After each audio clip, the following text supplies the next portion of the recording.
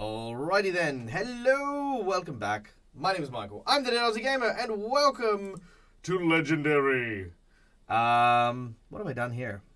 I have done bad things. Let me just adjust here real quick. Right, there we go. All right. Yes, welcome to Legendary, our Hero Forge, I guess, builder thing that we do, where we do audience member participation and we create characters from Dungeons and Dragons or sci-fi things, and make it in this wonderful app. Now, this is a Hero Forge sponsored show, so we do, of course, give massive shout-outs and massive thanks to Hero Forge for letting us do this, because at the end of each of these, we are going to be able to print them out and review them. The review for Season 1 is already out on my YouTube channel, so do be sure to go and check that out, because it was amazing. It was really, really cool to see how some of the stuff came out. It was also, I was also informed that Pro subscription will also give you access to the transparent plastic, which comes at no extra cost. So that was actually a cool little discovery as well. So lots of cool things there, and yeah. So what are we doing today? Well, today, unfortunately, we are not doing an audience participation show, but we are doing a revision show. So we are going to revise the characters from Rise of the Runelords. So there you go. So Rise of the Runelords is our Pathfinder 2nd Edition game that we run on Saturdays. And I am now updating all the characters. So as you can see here, I've started working on Kalodi, but I wasn't overly enthused. So I just want to kind of touch on these and sort of rebuild them and see what the audience thinks as to what would be good characters for this. So let me just really quickly grab the old Kalodi just so we can make some comparisons here. So this was the original Kalodi here, which was good. It had the robot-y kind of vibe thing. And then now this is the new one that I've kind of looked at. And I think that one's actually pretty cool. I quite dig how that's come out. But we can now add a bunch of new things to make it really kind of pop, make it stand out and do cool things. We can add in some lighting effects, as we've mentioned before. Lighting effects are very, very cool. So we can add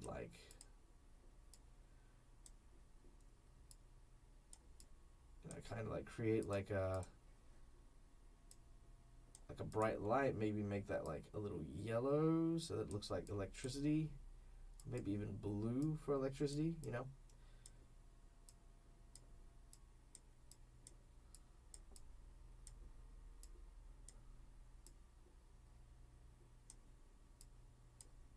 There you go. See?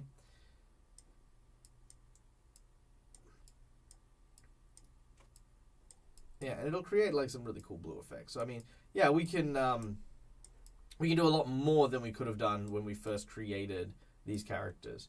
So yeah, we're going to be doing that today. So let's start, of course, with our hero of the hour. We're going to look at Jared. Jared is going to be our first victim here. So this was the previous incarnation of Jared, which I thought was very, very cool. But I think it is also very very basic. So how do we improve on this? Now, one thing that wasn't available at the time was that we now have a decal that'll allow us to have stubble instead of a full-blown beard. So that's one of the first things I want to do, is I want to give J Dizzle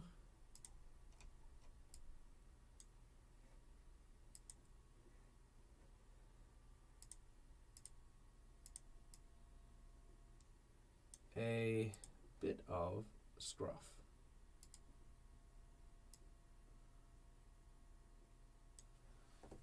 Now, for those of you who don't know what Jared looks like, let me just get this up here real quick.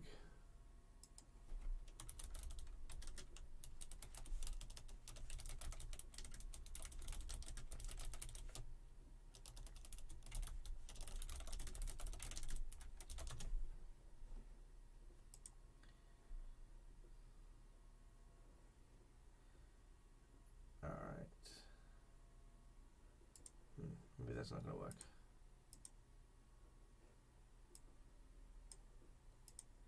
right, bear with me while I get a picture just set up for us.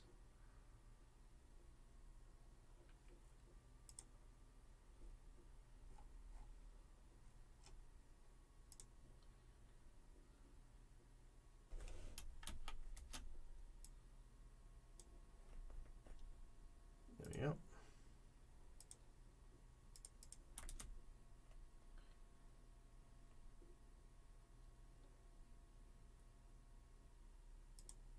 I mean, it's not ideal, but it'll do. Okay, here we go. Save. Desktop. Jared.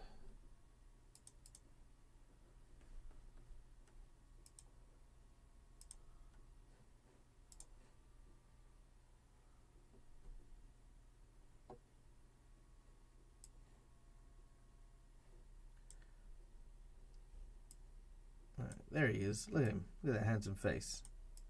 Kind of. I mean, you can't really see too... Yeah, again, you can't see it in too much detail, but that's what we've got. Okay, so...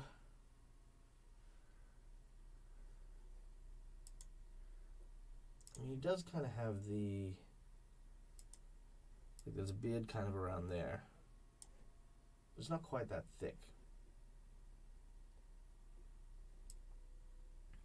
I mean, I think that's all right. Actually, that's not bad. All right.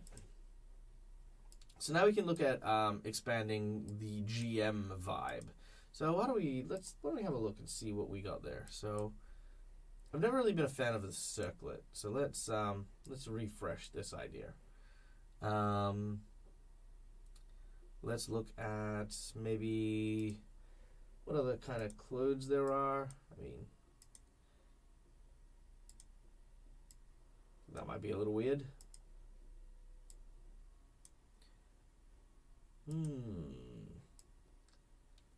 That's not bad.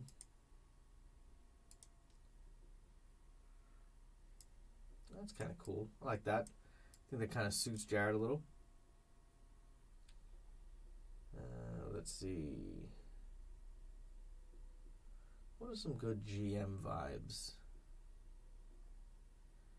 Calendria! Hello! Hello, hello. Welcome! Welcome, welcome. We are just chilling out with some Hero Forge building. We are making Jared's character. Hi, Matt! Hello! Ah, look at all the raiders! Yay! We are revising the Hero Forge miniatures from our Rise of the Runelords game. So we're starting with Jared to begin with. So we're just kind of playing around with some ideas. We haven't really decided anything yet, apart from the fact that we wanted to kind of fix up his beard a little bit to make it a little bit more Jared looking.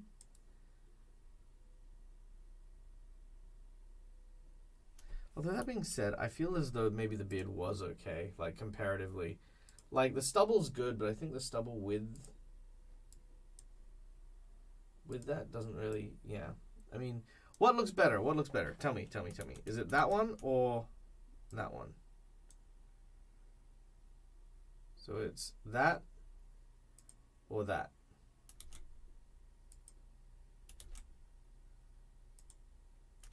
Also, hi Midnight! Hello, hello.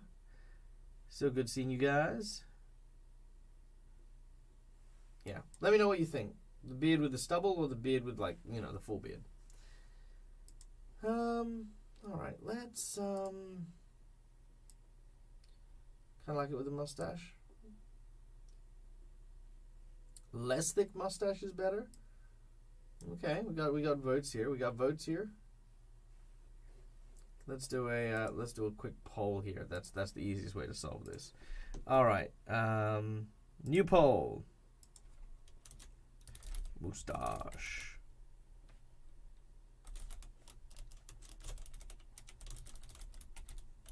Thin mustache or thick mustache? There you go. Done. Poll will go for 3 minutes. Yep.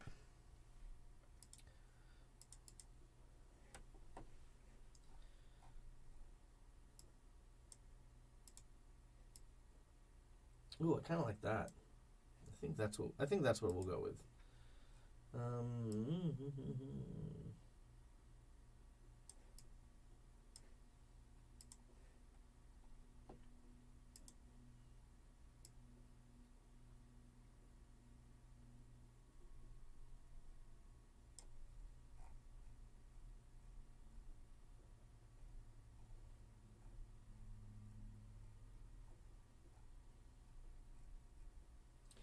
I think that's all right.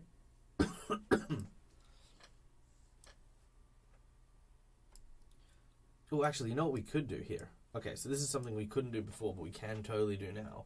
We can muck about with the poses. And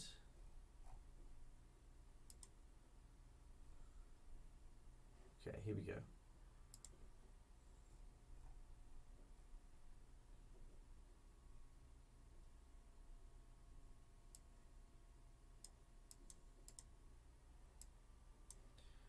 Okay, bear with me while I...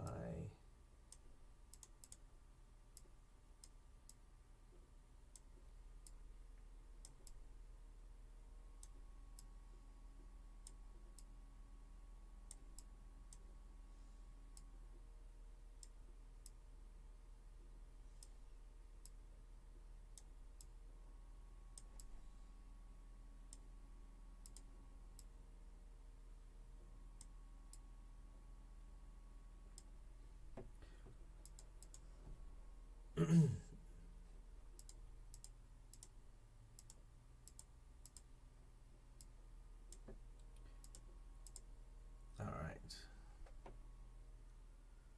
Having tech difficulties, but I'm here. Hello, hi Lance. Baron, gifting some subs. Thank you so much, Baron. You are a bloody champion. Thank you very much.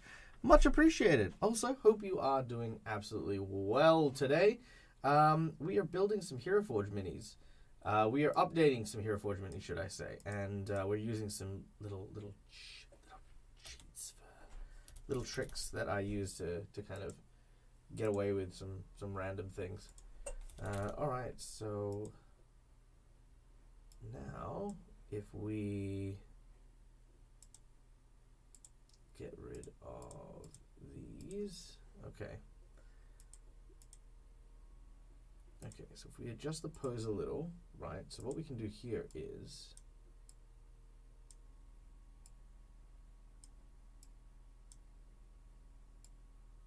there we go.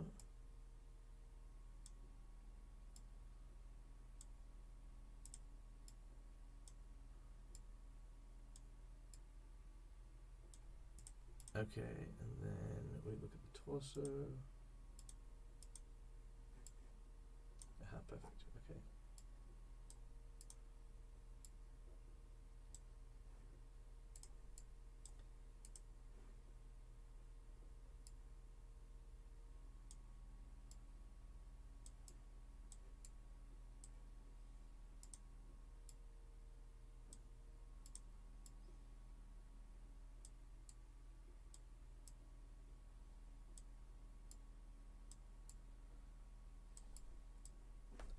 Okay, and then what we can do is we can then go into gear and maybe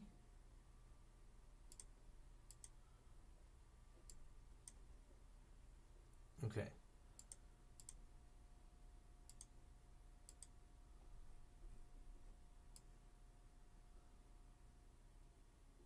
Where is it? Where is it? Where is it? There we go.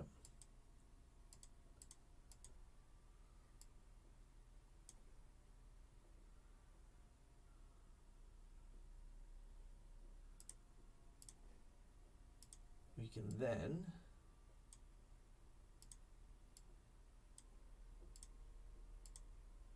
do something like this.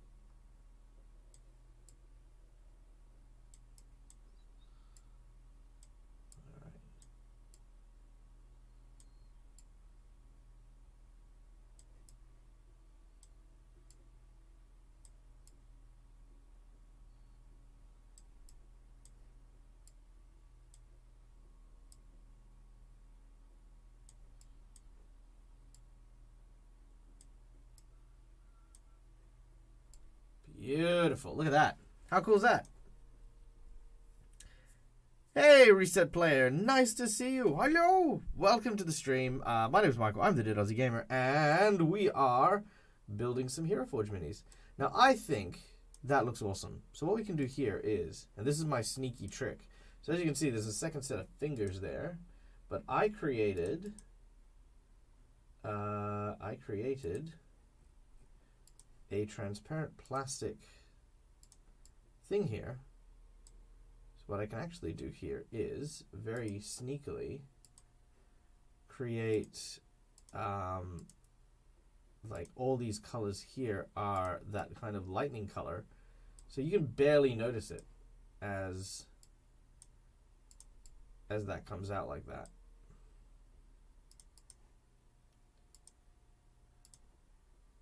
I mean, I don't know what color ideally we'll be looking at, but you know, we can play around with that in just a moment. So I'm just gonna put these colors here just for the sake of posterity more than anything else.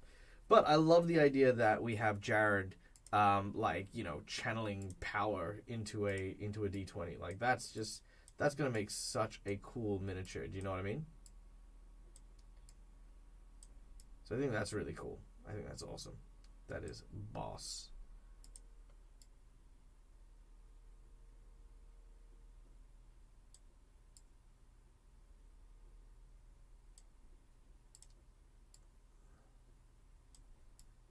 Yeah, that just looks so good. All right.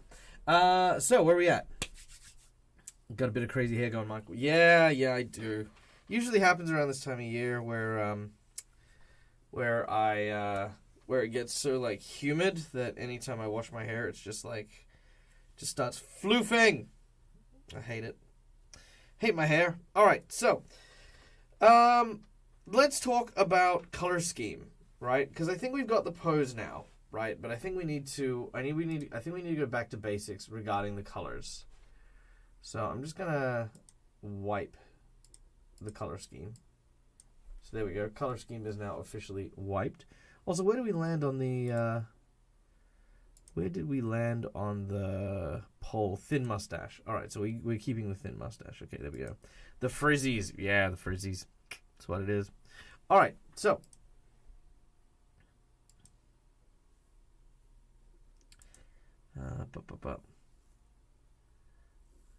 when I get a chance, type /mod streamlab. Yes.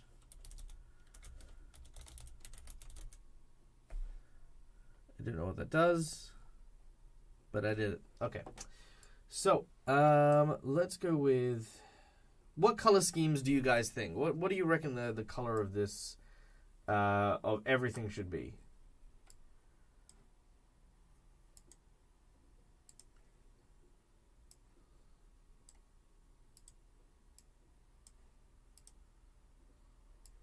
Yeah, I think that's kind of a cool one.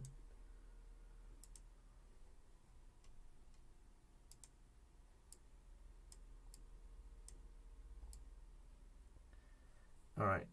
Anyone got any favorite colors? Things that they would like to see? Try to make that happen.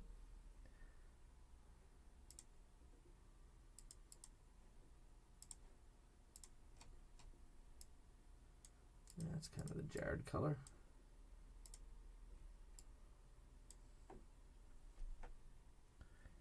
I mean, I do, but do you know his favorite color? I do not know his favorite color.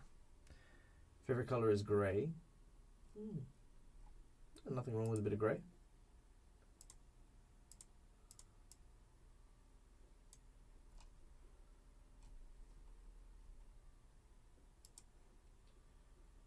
I mean, it's equal parts, you know, making something cool and then also making something like that stands out well enough, you know? You can't just make something that's going to be like, you know, oh, okay, cool, this is just, you know, meh. You know, we could always add a little stripe to his beard, I think.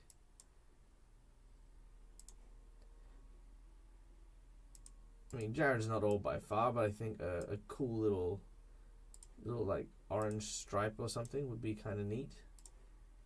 Like to accent his, the colors that he's got. Maybe a pink to kind of suit the whole nothing ventured, nothing gamed thing. Because his logo. Let me whip that up real quick. The logo for his channel is this. So I think I'd like to also use maybe some of those colors. Thinking about it, I do like the more stubbly stash.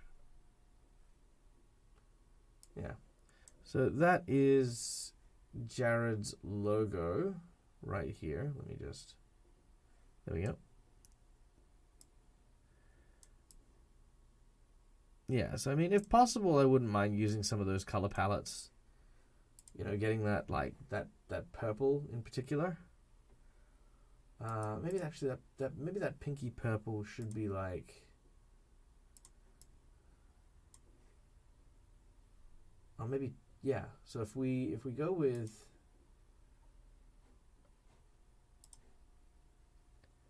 Because I think that's roughly the color.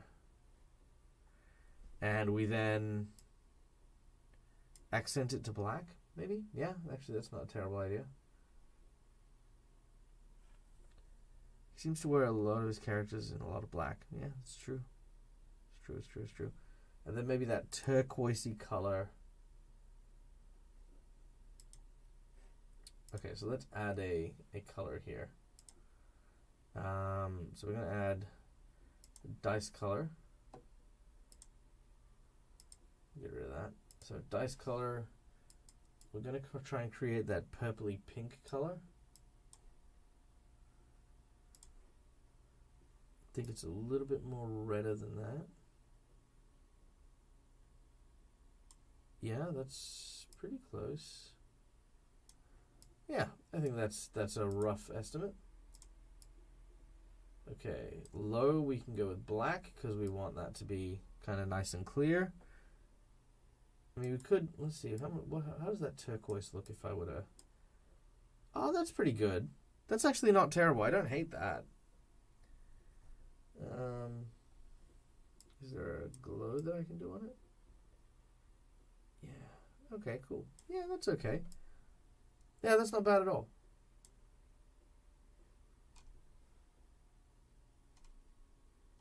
And then the high points...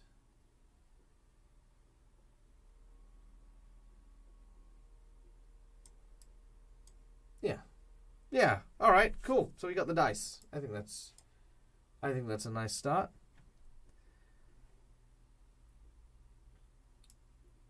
All right. So I think having that kind of let's see. I think having that. I'm going to copy this real quick. I think having that as a color is not a terrible idea. I would like to kind of maybe use it a couple more times. Just in general.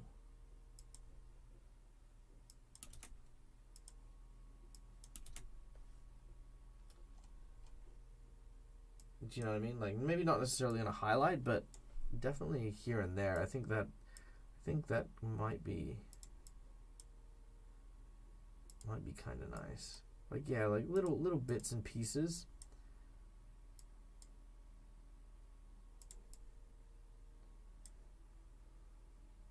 Yeah, there you go. See? Nice. Yeah. Okay, so something like that. So then you've got that kind of like pink that's part of his iconic colors. It's like bright, like you were saying before, like just to kind of offset some of the darker colors, which means that we can start looking at some of the darker colors now. So, I mean, like, if we were talking about black and gray, you know, we could always lean on like that. Maybe add in some purple there. I mean, what are you guys feeling for like the major color schemes?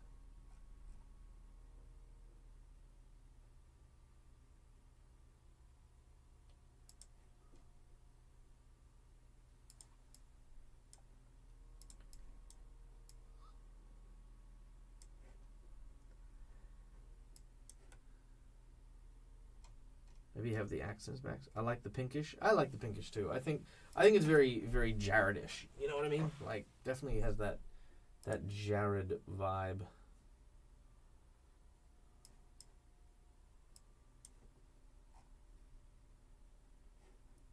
Let's maybe make that purple just a little darker.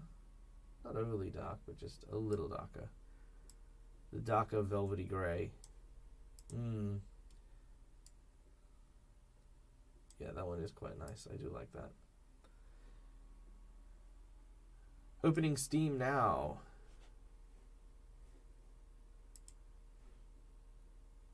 Okay.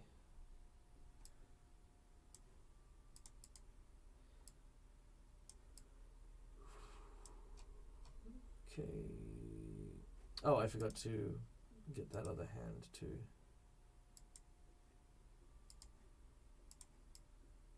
Yep. Sweet. What color are Jared's eyes? Jared has brown eyes. But we can always add magic to them if we want to. That's also another option we can explore. Yeah,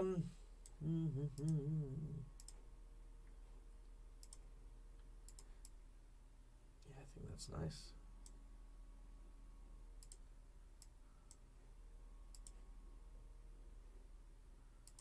I know. I always like gold, but everyone tells me that gold is like a gaudy color. So I always get nervous around using it.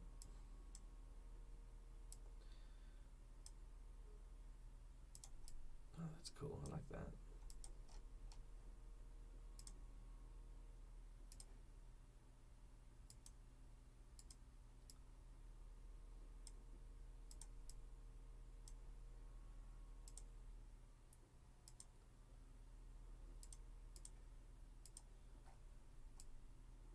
Alright, so that's pretty good.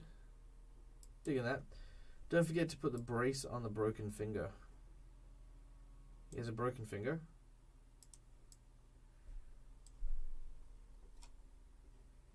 Also, I don't think I can.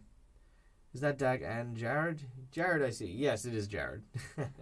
Although Jared's not actually here. Jared's here with us in spirit.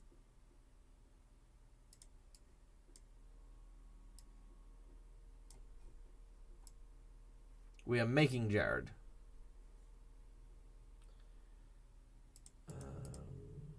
Let's see.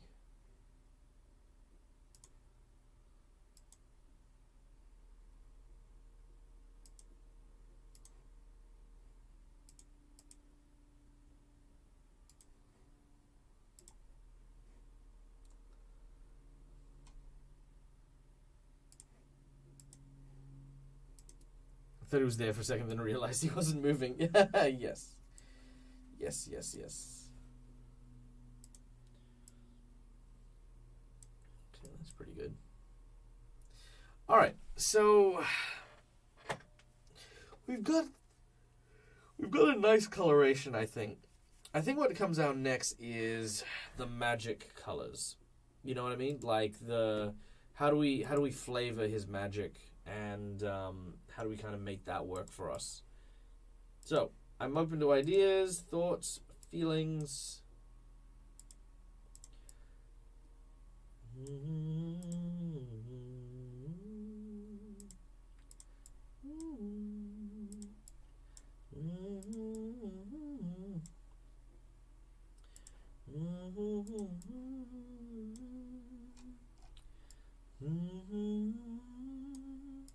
Okay, there we go.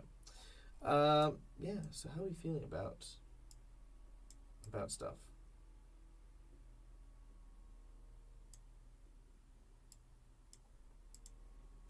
Alright, let's look at some decals. I think those are okay. Don't need bloodstains on those.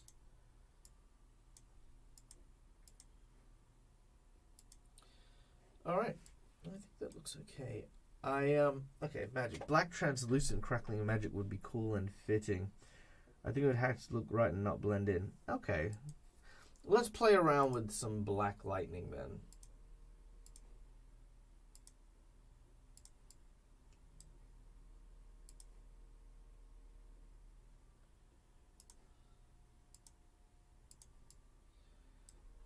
You're right. The darker colors do tend to glow a bit more, or to sort of not quite fit in as much.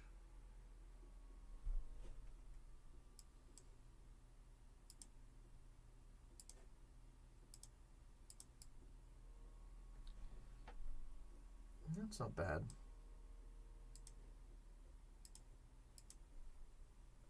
That's also not bad. That looks like some sort of bubblegum.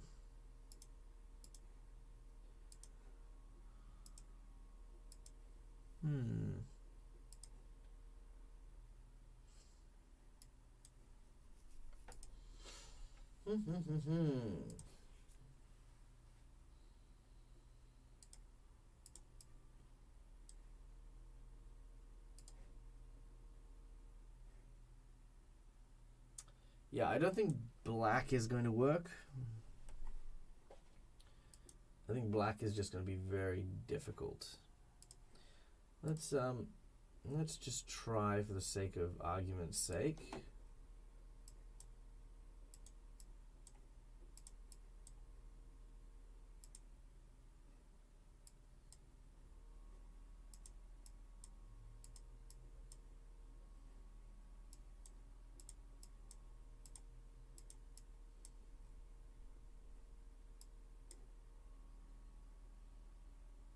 Yeah, that's not going to work. Greenish tones. Yeah, I'm digging the greenish tones as well. I think... Oh, that's actually not bad. That's not bad at all.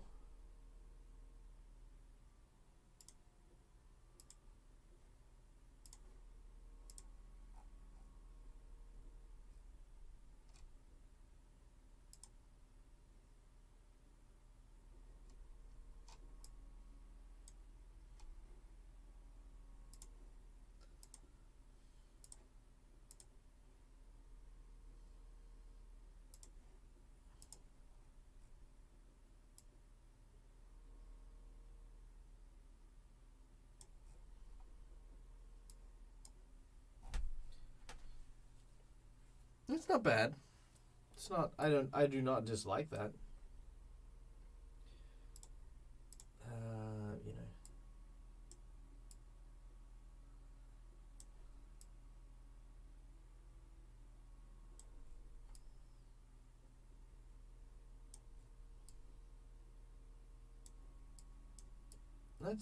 It's not bad. I think the only thing I don't like is the tassels on that.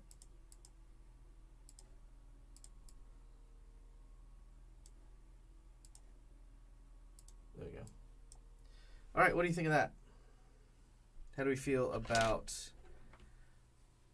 After spending hours making the perfect creation. I wouldn't say perfect. Definitely would not say perfect. But it is definitely... It is definitely a thing.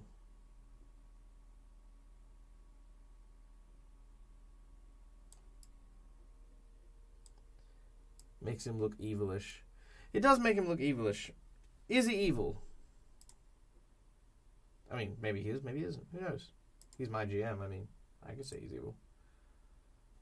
Wah-ah-ah-ah.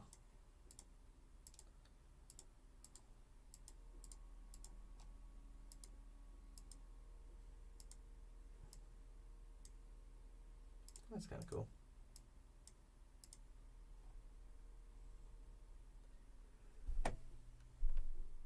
No worries, Jazz. Stay safe. Stay wonderful. I think all GMs do have an element of evil in them. I mean, you have to have at least some, I think.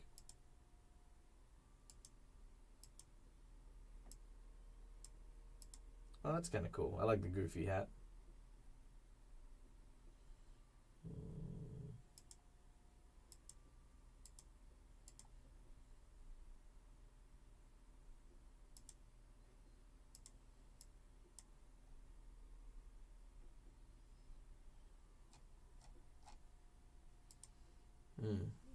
Yeah.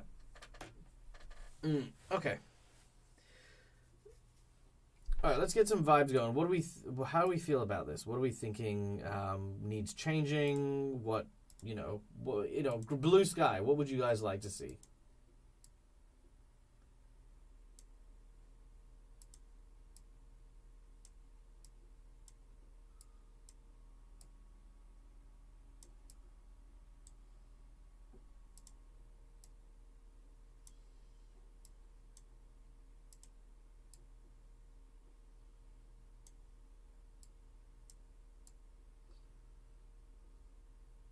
Yeah, blue sky. No wrong answers. What would you guys like to see from this? Save as GM Jared Mark II.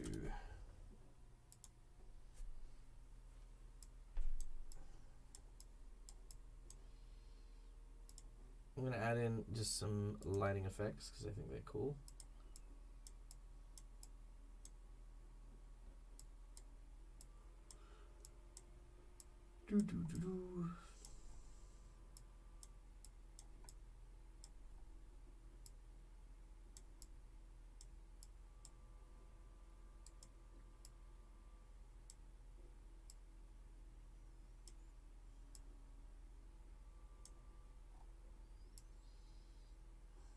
Grizzles, what's up?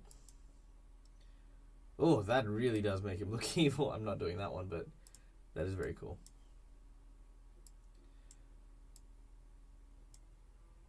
All right, how you doing, Dag? Doing good, man. Doing good.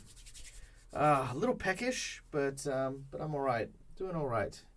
Got up super early today and started streaming more of that Wilderness thing. Had a tough last few hours though. I lost Connie, Sylvie, pardon me. I lost Connie, I lost Silver Fox, and I lost freaking Dread. Dread died. I was so cut. I was so torn. Like, seriously contemplating resetting just because that made me super sad. Lightning is busy. Wonder how it would look, just the dice floating in the center. The lightning is, in essence, hiding the hand that's actually holding it in his chest at the moment. So you can't see it there, but if I angle it that way, you can see that hand that's kind of there. That's why the lightning is there. Yeah, so it is serving a actual purpose there.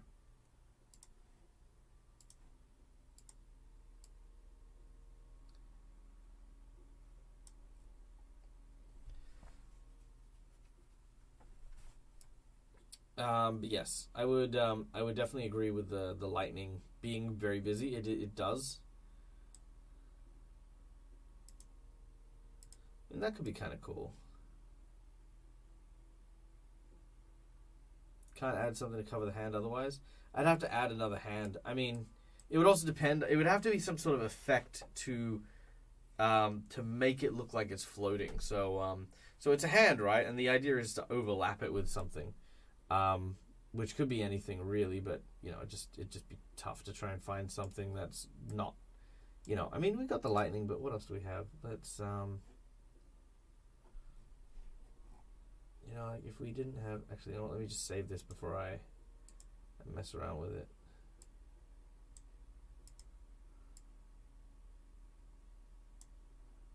So, I mean, we've got those kind of smaller lightnings. Would a tail be more discreet? A tail might be. I mean, I don't know if it'll be that much more discreet, but ooh, that could be kind of cool though. Ooh, that's actually a really cool idea. Let's do that instead. Hold on. Yeah, the transparent. Okay, so the transparent hand is cool and it will function well, but the caveat is that that while it will look really cool, it will ultimately still look like a hand, and it'll just look like a ghost hand touching it.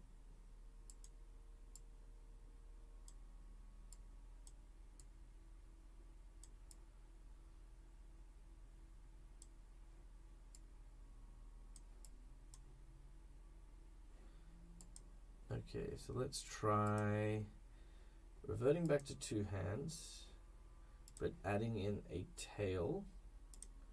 Let's go with the fine tail. Posing, we'll get the gears. The tail has the D20.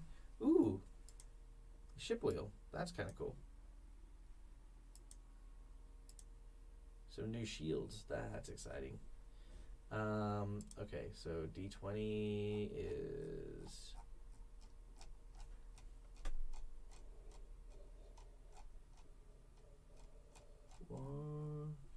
Can I not? Oh, you can't hold a d20 in the tail.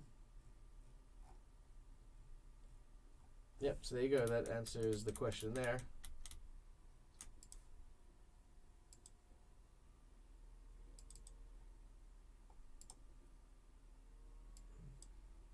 I do like the... can you just turn the hand down towards so the dice itself essentially hides it? Well, that's the hand holding it. So if I turned it, it would just be really close to his body. So let me just first of all, I've got a cool idea. I love the effect that happened with the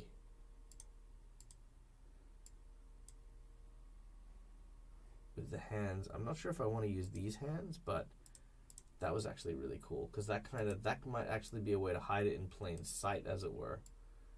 If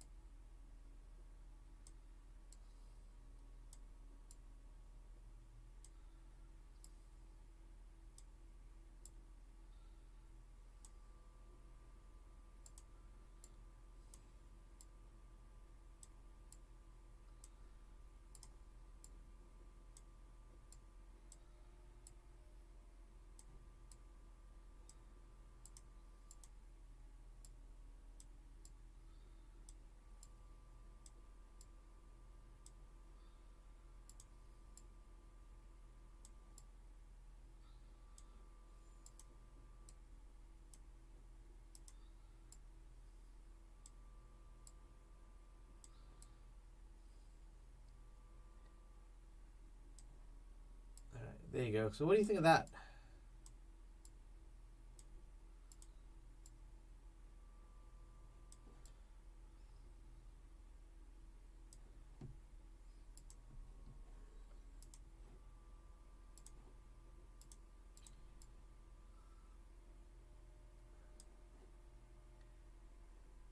You like that one more?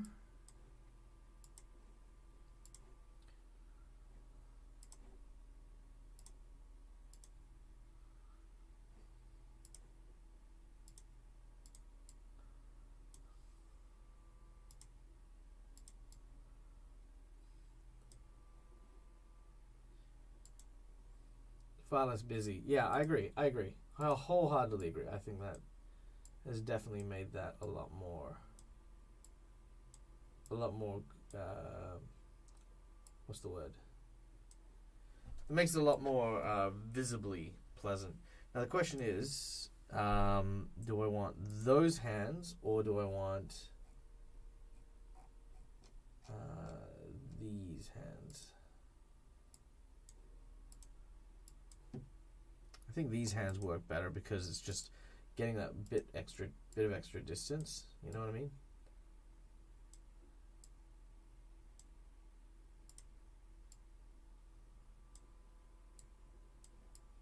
Yeah, I think that's good.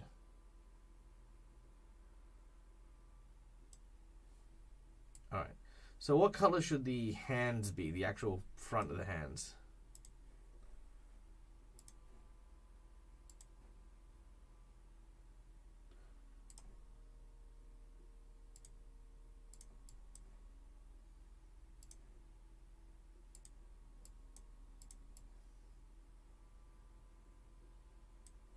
That's all right.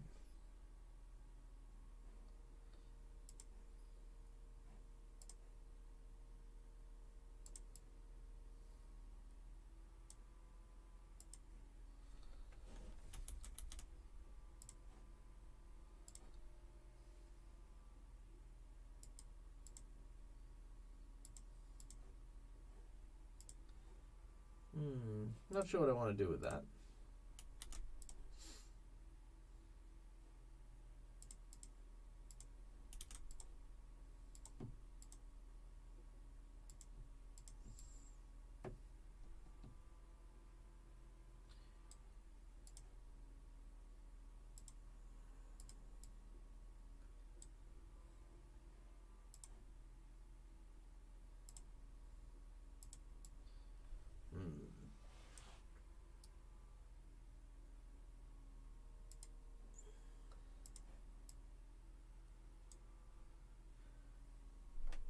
try bringing back some of the blue from the skirting details. Okay, so let's try.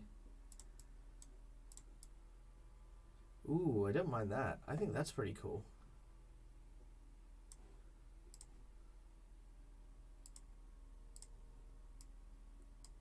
Yeah, I think you're right. I think that was it. What do you reckon?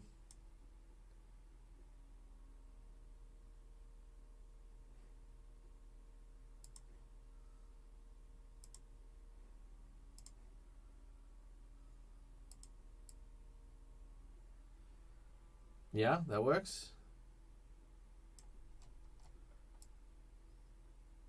That is very sexy. All right.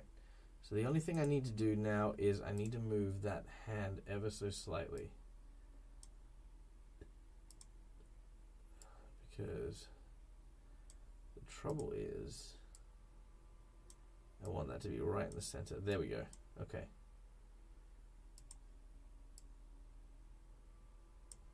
Good, good, good.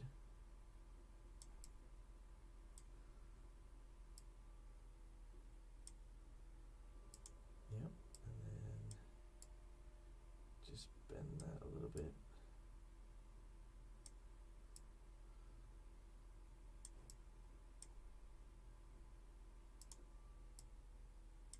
All right. So that's good.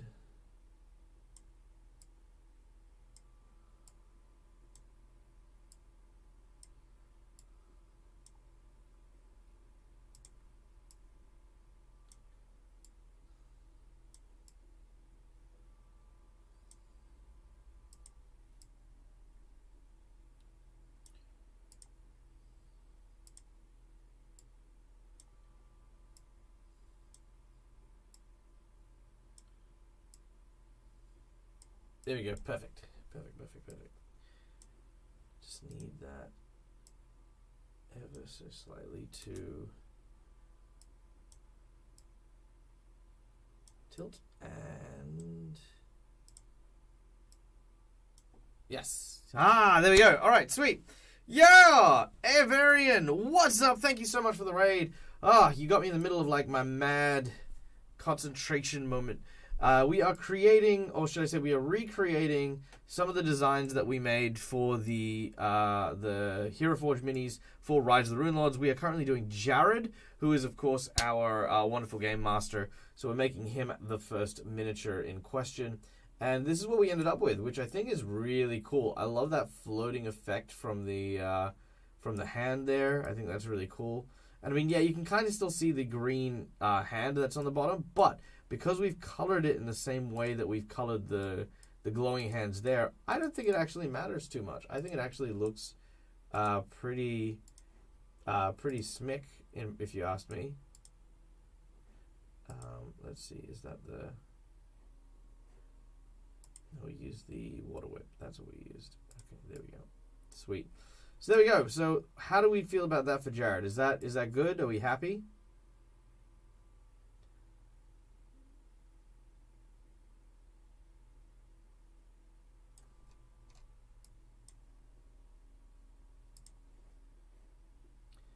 Are we pleased?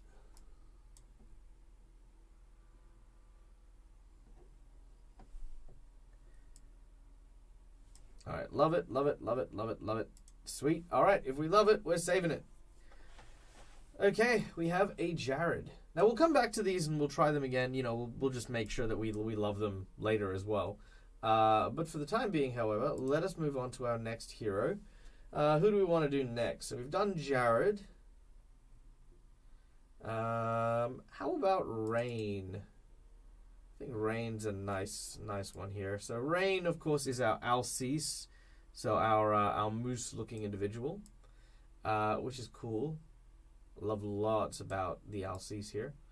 I think there is there's actually some new body pieces which I think are just going to be absolutely awesome, and that is the hold on, let me legendary import outfit.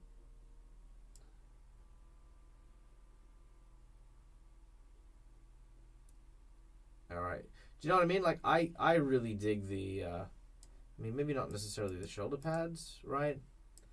And maybe kind of that woolen fur thing.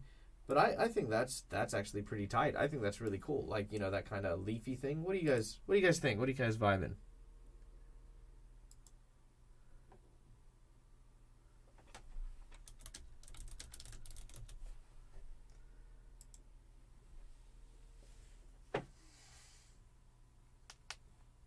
What do you feel about this particular character? Does this look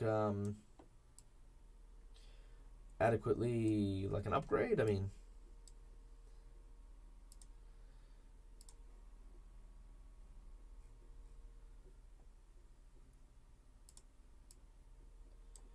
ooh, I love that. I think that would be really nice.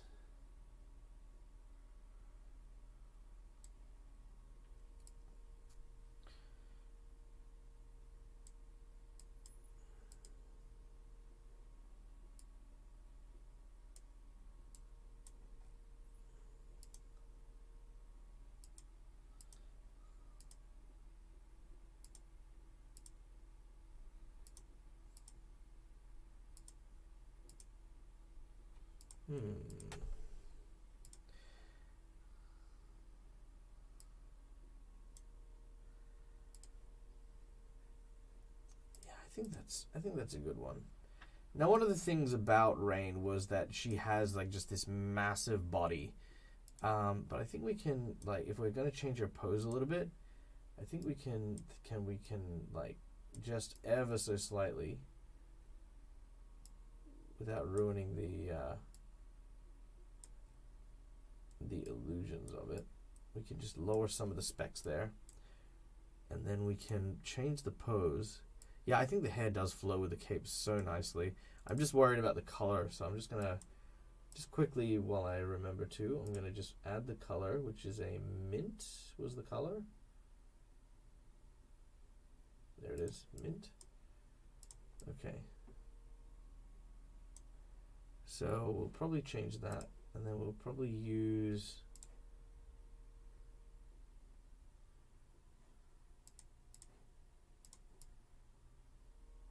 maybe a gray.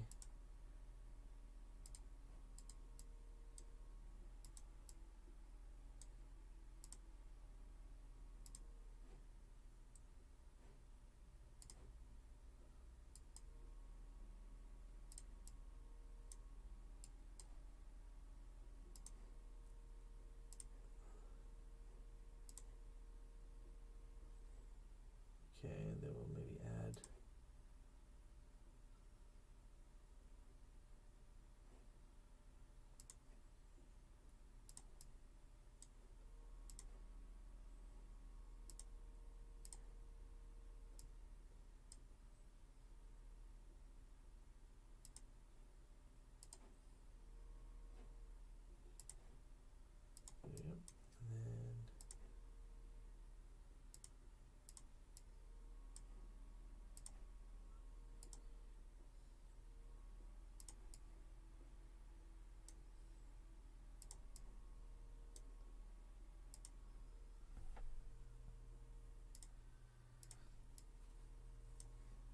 sweet. So, you know, we've got like kind of a nice little mix of those natural colors there. I think that's really cool. I think that's really nice.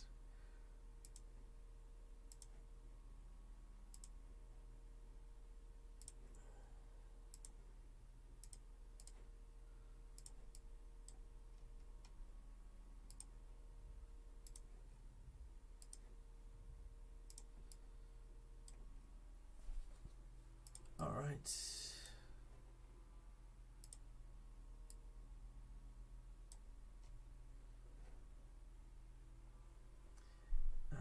Let's change up the pose a little bit.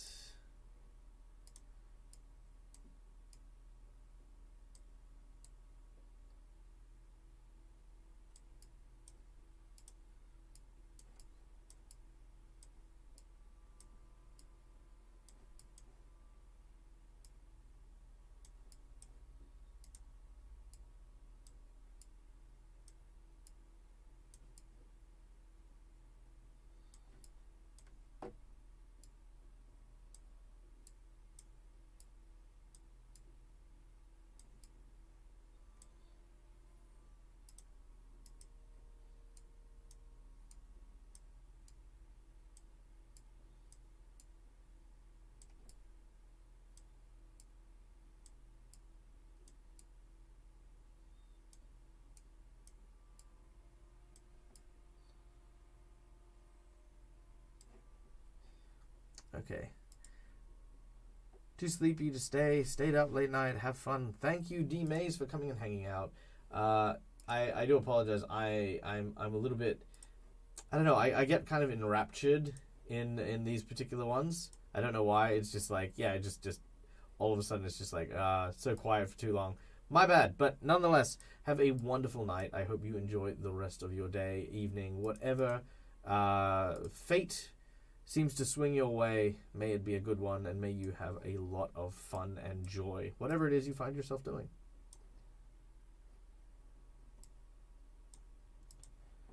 All right.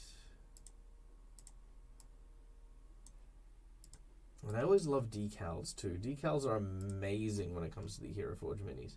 Mostly because you can get stuff that like really helps frame the face a lot. Like just that little bit there, like just being that little lime green. See, like that just looks awesome. It's just a tiny little highlight, but it makes all the difference in my opinion. Let's go to the horns. Okay.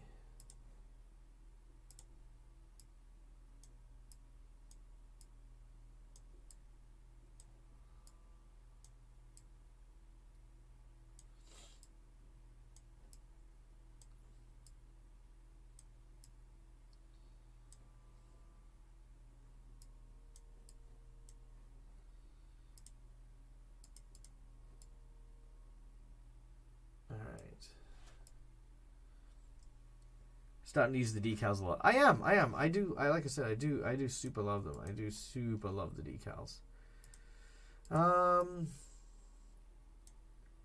and if we're gonna use that lime green, we may as well also use it like kind of here-ish. Maybe get that darker blue going, like over here. I think that's pretty good. Alright, so what do you guys think? So we've added in a little bit of that fur, which is the same shade as Tweelo's fur, which I think is quite nice.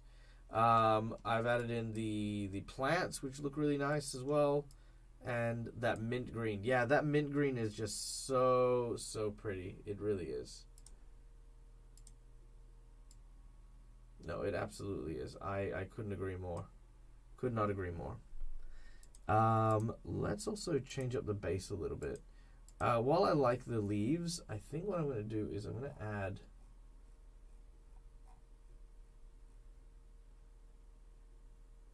just a...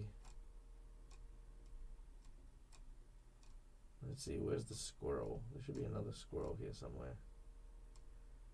Maybe some birds. Would some birds be nice? Oops. It's not the one I wanted. There we go. Some birds.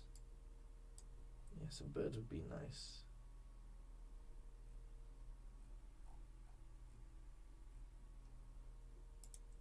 Some acorns. Maybe some acorns. Oh, there he is. There's the squirrel. I think another squirrel would be kind of cool. Just like a regular old-fashioned teeny tiny squirrel with beady, creepy yellow eyes. There we go.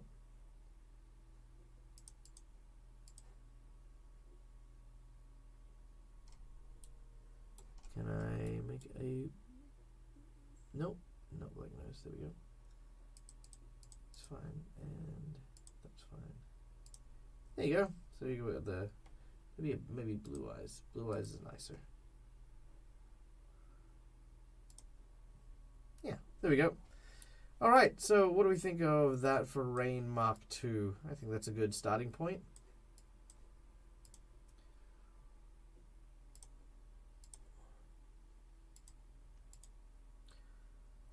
Oh man, it'd be cool.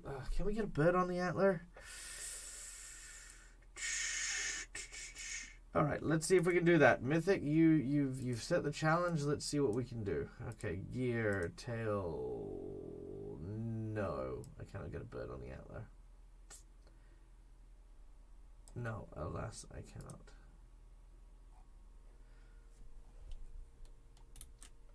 Yeah, I cannot get a bird on the antler, unfortunately.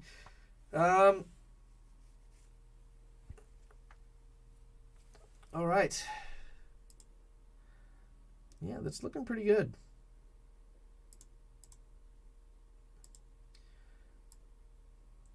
All right. I'm also loving the. So one of the things I was looking at with this in particular is the eye line, right? Like, Rain has gone through quite a lot of different things, you know? And I think I'd like to communicate that in some small way.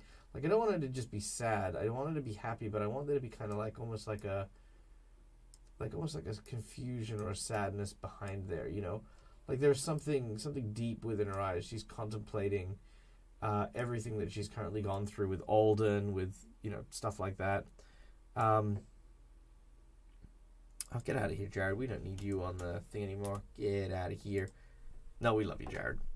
Yeah, I think that's a really good one. We need more gear and clothes. Okay. No, we definitely need antlers on the horns. Sorry, birds on the horns. That would be kind of cool. All right, I'm gonna save this one as Rain Mark II, just so that we don't lose where we are.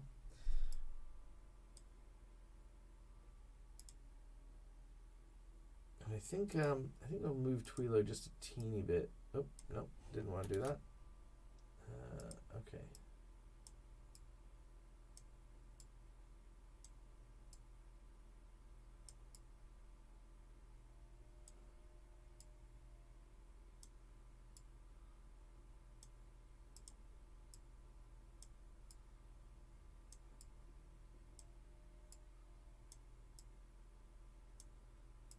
There you go.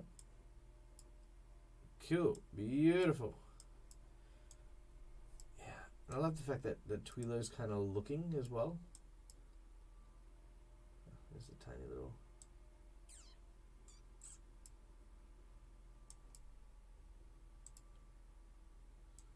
There you go. We've created a little story. So now that little thing is trying to look at Twilo. All right. So there we go. All right. Yeah, cool. I'm gonna save that. That's a cool one. That's a very cool one. All right. Collodi is the next one we should build. Now I have built a makeshift Collodi. So let me just so let me pull these guys out of retirement just so that I can have a look at them properly. And then we got Rain and Rain. Okay. So here are the ones that we've kind of looked at. So this was the starting Jared, so this is the one from before. Are we building Explodey Collodi or Exposey Collodi? We're creating the general ones. This one will be used for the artworks, for the new tokens that we're making. So Jared is upgraded from that previous one to this, which I think is a definite strong improvement. But I'm gonna admit, I think I'm vibing the headband. Floaty Collodi as well. Yes, that's true. There's all kinds of Collodis. I'm setting up for Grody Collodi, which is the one that's like a little gross. All right, there we go.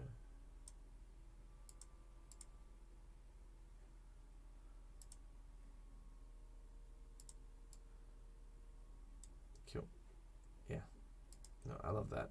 Having a look at the two of them now, I definitely appreciate having the headband for the GM. So that's good.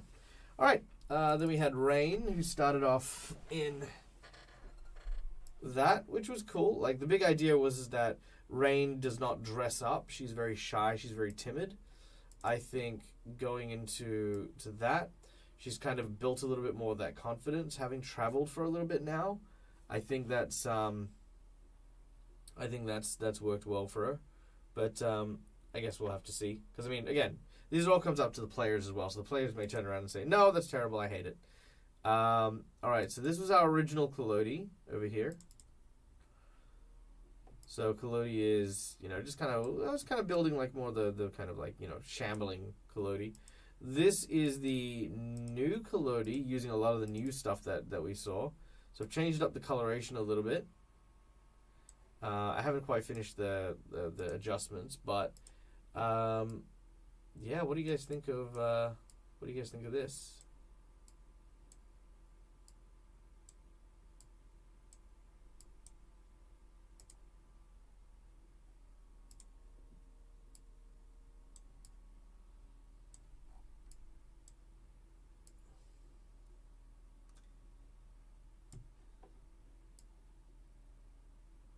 quite an upgrade. Yeah, well, I mean, if I could, I would have had a chainsaw sword. You know what I mean? But there was no. I tried to align it, but ultimately, even aligning it, all I ended up with was just a collodi arm anyway. So that's why I ended up that way.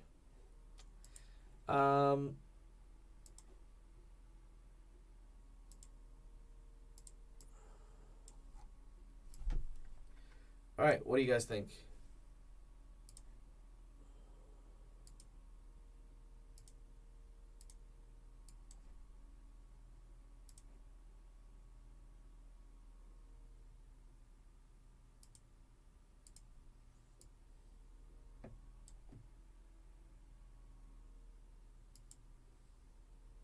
I love the new thief outfit. It is very cool. The new thief outfit's awesome. I love how many pouches it has. Fills me with happiness. Hey, Robert Hartley, welcome back. How we doing? Hope that you are. Hope you're enjoying your day. I did a dumb Rob. I'm very sad. I'm like legit sad. Like totally like down here.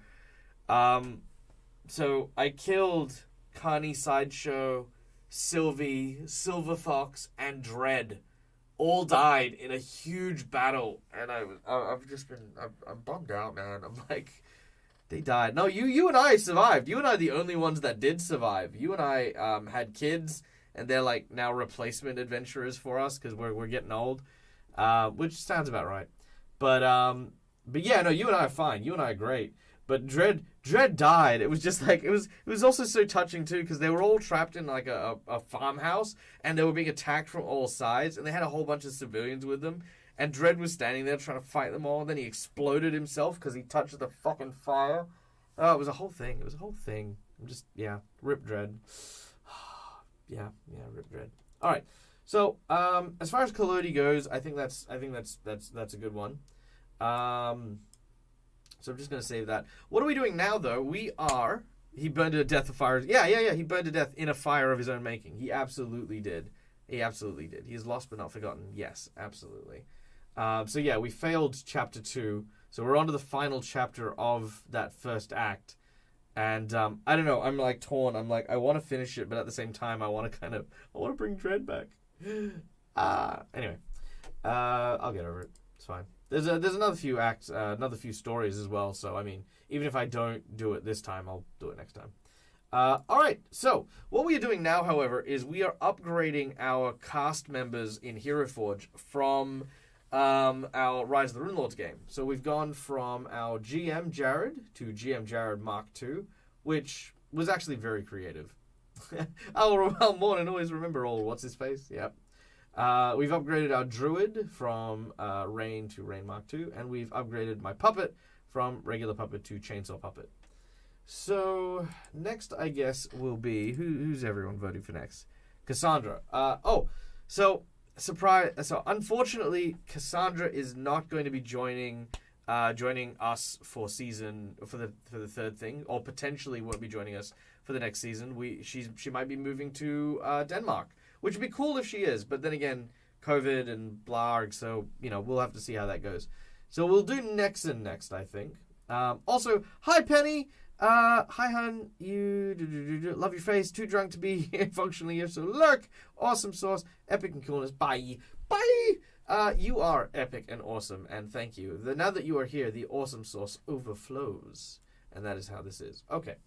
Nexon is our next target person. So Nexon is our halfling, our gnome witch. Now she uses stitch magic, which I've always loved the idea of stitch magic. It's like using you tie knots that have magic in it, and then when you unbind the knot, it then releases the magic. So that would be kind of cool. Speaking of COVID and blah, seeing things go, what's your thoughts on the likelihood of PAX? Dude, honestly, I'm a mix of feelings. I'm like shitting bricks, and I'm like, it's that case of like, I told you so, and people doing dumb shit. Like the protests are what got me. when Sydney came out and forced to say we have the right to not be in lockdown was just I don't want to get political on my channel, right? That's not me. That's not my style. But you guys know I'm honest and I respond to my audience. And like, yeah, for those of you who didn't know, there was a massive protest, huge gathering of people just to protest, the COVID restrictions. And it was just the single-handedly the dumbest thing. Tons of arrests. A guy apparently punched a horse, but I looked into it. He didn't actually punch one of the police horses. He kind of like pushed its head away. It was the genuinely dumbest thing. I mean, look, I'm Australian. I'll admit wholeheartedly we are not the smartest of countries. Okay, I'll admit that hands down. We have done some dumb things in our lifetime, right? But that took the cake. That was just like, man, are you kidding me? I was like so looking forward to PAX. I was so looking forward to getting to see everyone. And then that kind of shit happened. I was just like, man, like I said, stuff like that keeps happening. Of course we're not going to have PAX. Of course we're not going to be able to travel. And that's just going to be the case, So it's rough. It's terrible. And my thoughts are, I really hope that it goes through. As of yet, nothing has officially been canceled, which is great. But at the same time, I'm what's the word? I'm holding out hope. I'm gonna buy my airline tickets ideally in August or September, and that'd be it. That'd basically be hopefully by that time we'll find out. But failing that, I don't know, dude. I don't know. Like honestly, I've still got all that money saved up. If worse comes to worse, right, I might see if there are any direct flights to New Zealand and just come hang with you or just come see you. You know what I mean? Like I'm just so pissed at that whole thing that I would much rather just, focus on just taking a vacation or something. I don't know. We'll see. We'll see. Penny, wait, who punched a horse? Yeah, apparently this guy. You know what? Let me show you the photo because it's like a viral photo. Let's see. And yes, Michael does not condone the punching of horses. Aussie punches horse. Now, I want to clarify again that this Sydney protester did not punch this horse. Or at least that's what's been said. There's a lot of different, again, takes and views and yada, yada, yada. Yeah, but the protests, one, were, again, insane. But then there was this guy. Now, if the protesters, look at this, if this moron had literally any friends on the side of the protesters, they were gone the second that happened. Now, apparently, the horse was a bit too nosy, and he used like the like a karate chop, like the side of your palm, to like push the horse's head away. But that guy went down like a ton of bricks. Like 4 cops jumped him and stuff like that. Very sad, very sad. But, like, yeah, what the actual fuck, right? Like, yeah, pissed me off. Anyway, I digress. The protests were insane, and they just set back any hope of them getting their shit together in any reasonable amount of time. Like, right now, the prediction is that they're going to get out in September, but that's out. Whew, that's gone. That, they're like saying, oh, the protests happened. We were trying to, get us out in September, and now that's been set back. It's like, no shit, that's been set back. Anyway, I digress. WA, however, is freaking hunky-dory. We're just sitting here hoping that none of that shit from over east comes over here. So, we're business as usual. Like, no masks. We do the COVID tracing sign-in things. We had one moron who tried to climb out of quarantine, tying bed sheets together, so... Yeah, it's a whole thing. Different world, different thing. End of the day, the difference between a punch and a push is a matter of speed. Yeah, it's very true. It's very true. All right, yeah. So, I digress. Thank you for the question. I do appreciate those questions, because ultimately I like to hang out with people. We love doing stuff like, building minis and talking about stuff. But ultimately, D&D role-playing games, they're an escapism. They're a way for us to be able to process the stuff that we do during the week in a way and with people that we love and we respect and we want to do stuff with. So I appreciate when people ask me stuff like that. I will give you my honest opinion. Doesn't matter if I'm on stream. Doesn't matter if you send me on Discord. That's just how I am and who I am. So yeah. So this character here is Nexon, who is our Stitch Witch, as I mentioned before. I think we need to. My version of Nexon has always been a very well-groomed individual, right? Like she is a seamstress by profession outside of the adventuring stuff. So I think what I would like to do is I would like to see some of that come through a little bit. Maybe not so much. Maybe with kind of like a nice flowing dress. That would be kind of cool. It's the opposite of giving hope for humanity. My son says, hello, I want my hash brown. Tell him to bring me one. I want a hash brown. Bye, Penny. Have an absolutely wonderful and amazing night. I wish you and your family all the best because you deserve it. You're awesome. Now, there is a pair of... there is a skirt that has like an exposed place for your leg, which I think is very cool. It's very... Is that it? No. Although that is also kind of cool. Is it this one? Yeah, that doesn't look good. Oh, the Japanese is kind of cool. I like that. That is kind of cool. Robert Hardy, let's all remember that we're only seeing the worst of humanity because the majority, the responsible good parts of humanity are indoors obeying the common sense rules. Absolutely. 100%. Not everyone is a giant twat nugget, going around and doing dumb shit like this, right? You have plenty of people who know what the right thing is and who are actually doing stuff. And the thing is it is more than anything, it shouldn't anger people, but it should disappoint people. And it should be made clear that your disappointments are warranted, It happens from time to time, people are, people are that way, but the news is always going to report on the people who are... Yeah, pretty much as you guys are saying. Yeah, the news is going to report on the people who are acting out and not the people who are being responsible, who are doing the right thing, who are, staying quarantined. I, for one, have been treating people like they are the Walking Dead ever since the early 90s. So I'm pretty good, I've been just peachy. It's like, what's that? I have to go into quarantine? Oh, no, that's terrible. Oh, I'll never get to see my friends. Anyway. I would love a good news network whose policy is only to ever report the wholesome stuff. That would be very cool. It would be very nice and it would be refreshing. That would be what it would be. It would be refreshing.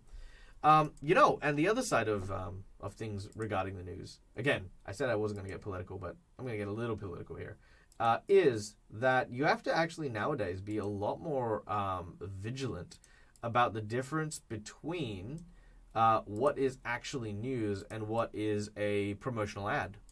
Like, you'll have things that'll say, like, hey, scientists have just discovered these things are now causing problems and issues in full-grown adults. And it's like, great, cool.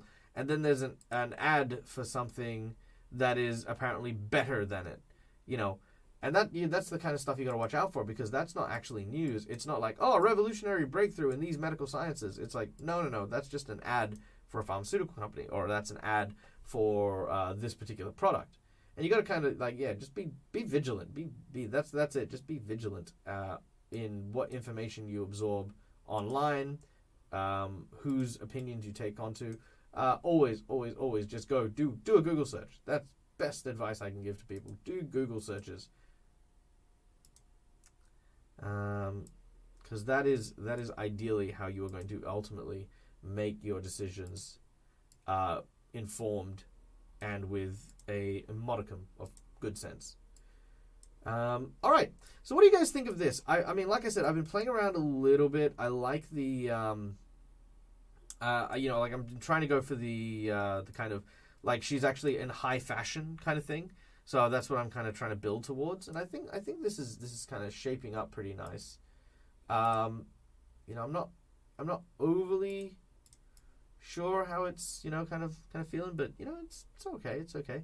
3D printing. One wholesome news: there's a society specialized in 3D printing a town around here that distributes special masks free to hospitals and schools. That is wholesome as hell. Actually, you know what? That's a good idea. Let's share something that you've just come across at some point that just sounds, amazing. Sounds awesome. I, for one, have the news that a board game company is creating the Avatar: The Last Airbender Kickstarter.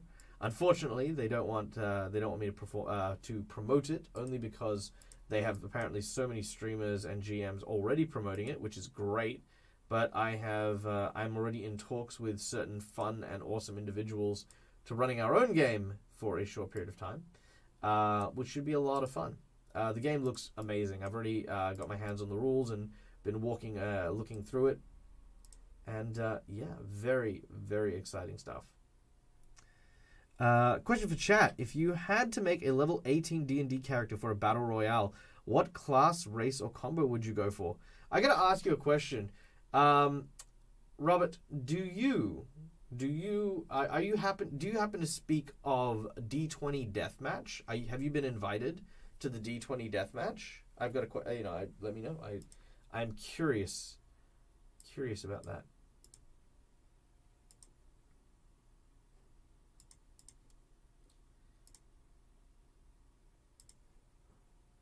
You have not been invited to D20 deathmatch? Okay. Cleric Leonin. The reason I ask is I was legitimately asked to do almost exactly what you've just said, Rob, and I did build a character. Would you guys, after I've done Nexon, would you guys like to see that character? You guys can't say no. I'm perfectly capable of accepting no's as a viable answer.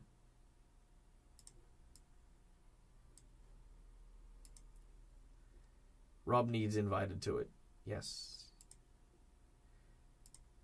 Well, I mean, I could absolutely get Robert an invite to that. That's not a problem. I'm not allowed to give too much information out just yet.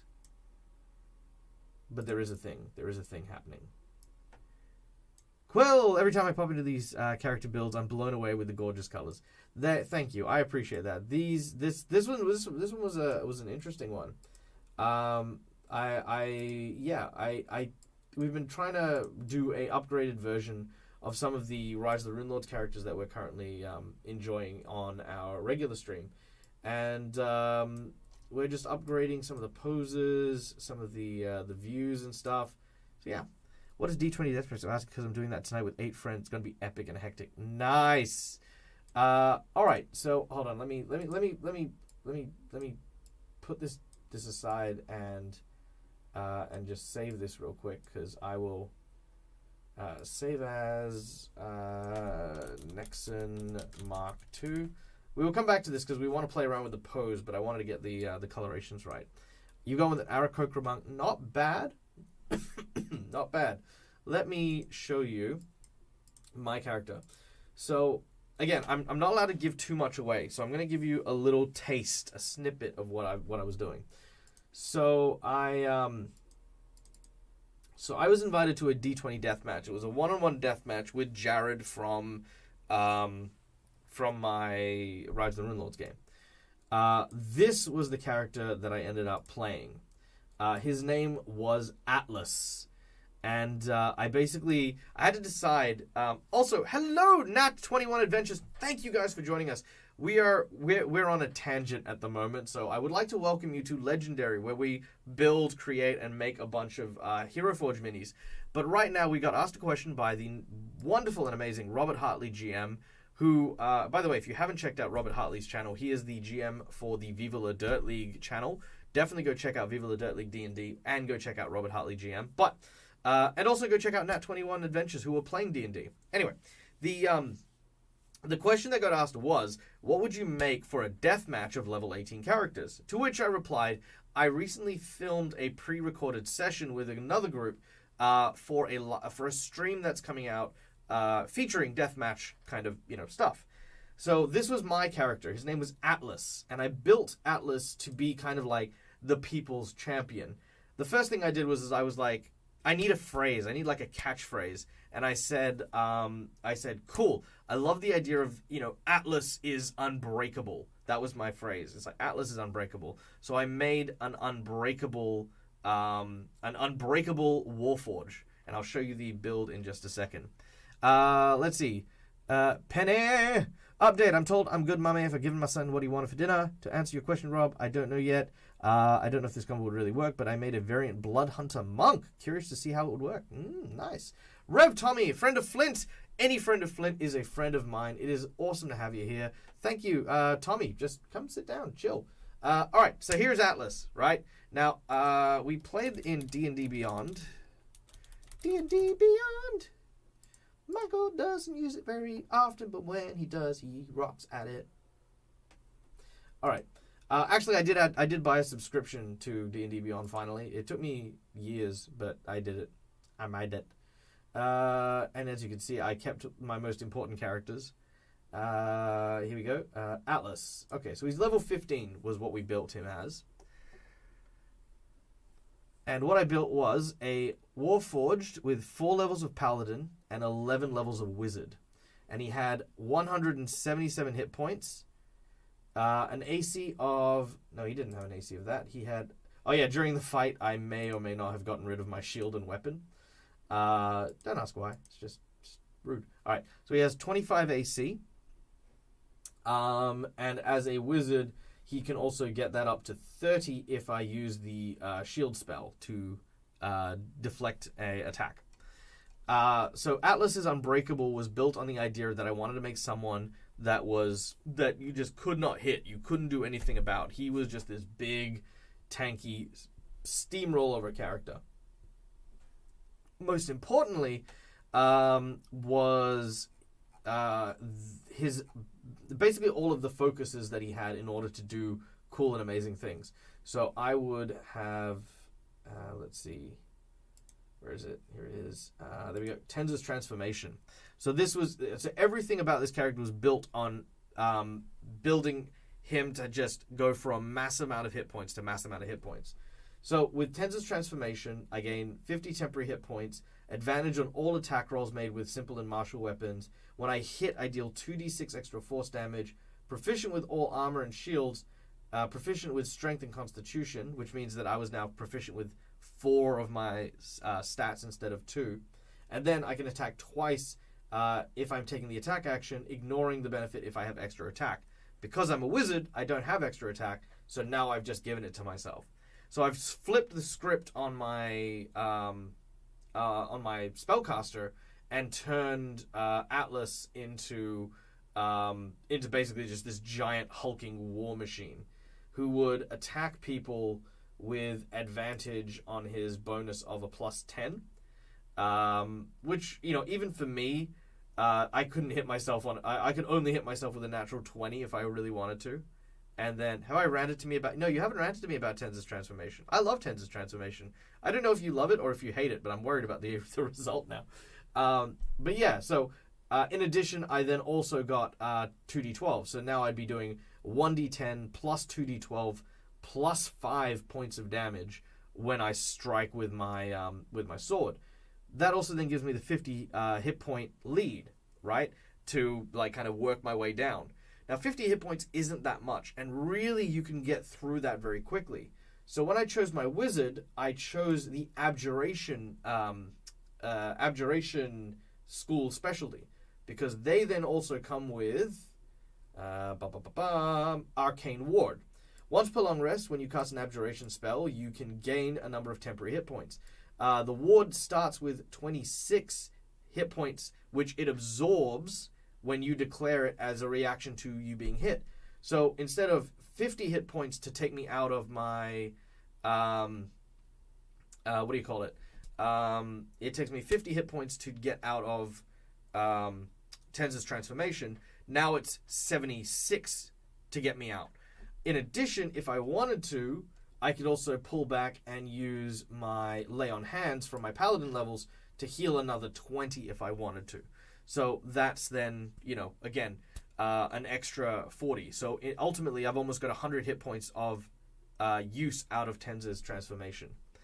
It gives you proficiency with heavy armor for up to 10 minutes. It takes 10 minutes to don heavy armor. You cannot wear it before casting, as you cannot cast spells while wearing heavy armor you're not proficient with. Correct, which is why I went with my levels of Paladin first, before I then took my levels of Wizard, meaning that I was already proficient with heavy armor before I got it.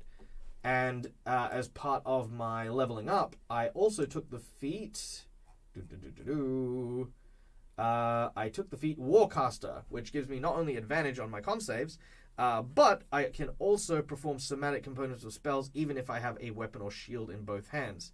I can also use a reaction to make attacks of opportunities to cast spells as well. So I was proficient with heavy armors and shields. I could carry heavy armors and shields without avoiding my spellcasting, activate Tenz's transformation, and yeah, I'm just this bigger war machine. So yes, you're right. In normal circumstances, Tenz's transformation is quite useless in that regard. But for this very specific build, which I made, again, worked kind of well. Unless multi-scything is something that can be you can wear it already, yes, it's useless. I feel like that ability is useless. Let's throw my mind back a little bit because I like a good rant. Okay, let's see. So Tenz's transformation. Okay, so let's say a standard wizard, light armor, no multi-class. You gain 50 temporary hit points. Advantage on attack rolls made with simpler martial weapons. Which, okay, yeah, you wouldn't make that at all. When you hit a target with your weapon, it does 2d12. Okay. Proficient with armor and shield, simple with martial weapons. Okay, that, then kind of opens you up to picking up a weapon and going for it. Sure. Strength and constitution saves. Now, I think strength and con saves, if you know you're going up against something that will require a lot of those, can be useful. Is a level 6 spell useful? Probably not. You attack twice instead of once. Again, yeah. So, yeah, you're right. I think 75% of this spell is useless to a spellcaster. Absolutely. I would agree. I would say that 50 temporary hit points is good as a stopgap, but you have better spells that can do that. Advantage and disadvantage on melee and martial rolls don't help you with your spellcasting, and ultimately you don't necessarily want that to be your primary. The 2d12 extra damage is entirely reliant on your melee attacks, which again means you're in melee, which means you're going to get hit, which means, bunch of trouble. The proficiency with armors and shields is, again, useless because it takes you ages to don armor, and shields, yeah, okay, that'll kind of help, but yeah. And attacking twice, again. So yeah, no, I would say for the most part, in a normal circumstance, Tenz's transformation is quite crap. In the same way that I'd say that, like, True Strike is also quite crap, and there's a lot of little spells in D&D that have always bugged me. Which, and I will lean on this, is why I love Pathfinder. Because Pathfinder, there are really crappy spells, but ultimately, there are a billion other spells that, kind of pull that weight. And that's what I find anyway. All right. So yes, that was Atlas. That was the character that I had played in that death match. I won't tell you how it went. I won't tell you what I did, but I will say that I was definitely a people's champion. Like he, was doing all the cheering, and it was a big gladiator match.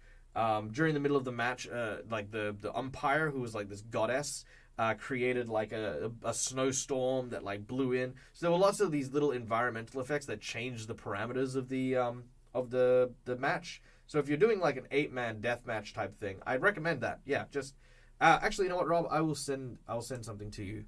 This is the list of stuff because years ago, I sat down with Guy from How to Be a Great GM, and we were gonna work on a show together called the Infernodrome.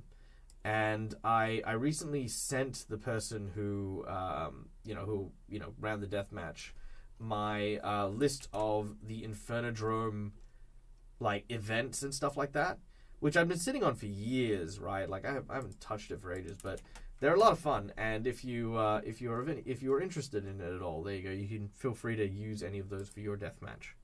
So there you go. Yeah, this is why I like stab things in D&D. Too many spells. There are too many spells. But you know what? Ultimately, it's like a case of like once you get used to it, you just kind of get into like all the different spells and stuff. So yeah, there you go. All right, so where are we at? We got Kalodi, we got Jared, we got Nexon, we got Rain. I need to move Rain in there. Oh, sorry, Nexon in there as well. Nexon. There we go. Okay. Anyone else just lost sound? Oh, I don't know. Tell me. Who's lost sound? Please no. They can still hear me just fine? Okay, good. Okay. Whew. All right, here we go. So now we're going to look back at this miniature, which, yes, we have tangented a couple of times. We're going to play around with the pose. So this was... actually, you know what? Let me open this up so we got a side-by-side here. Can I? No? Okay.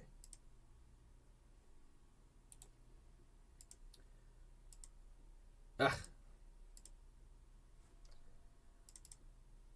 Okay, there we go. So this is the... Oh, I know how to do this. Okay, there we go. So I do this. I copy that. Aha, this is how I do a side-by-side comparison. And then we go here. Okay. All right. So this is the original, which is fine. You know, the original's great, and this is the new one. So now I want to kind of work on a pose. So what kind of pose should I be looking at for this one? Again, she's a Stitch Witch, so she uses twine to like use and wield magics. What should I do with her pose? How should I make this?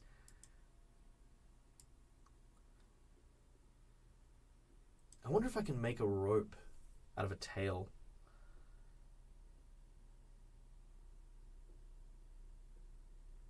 I wonder if I can make a rope out of a tail. Maybe that's something I could do.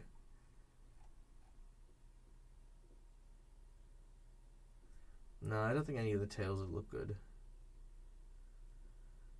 This was that one. Oh, maybe that could work. You know what? Maybe that could work. Okay, let's try. Oh, then you can start coming through. Yeah, audio goblins are showing up. Yes. Damn those audio goblins.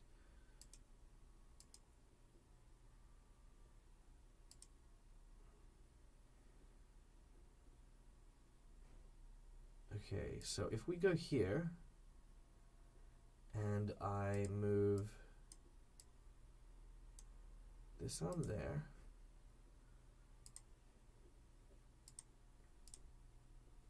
Okay. Let's try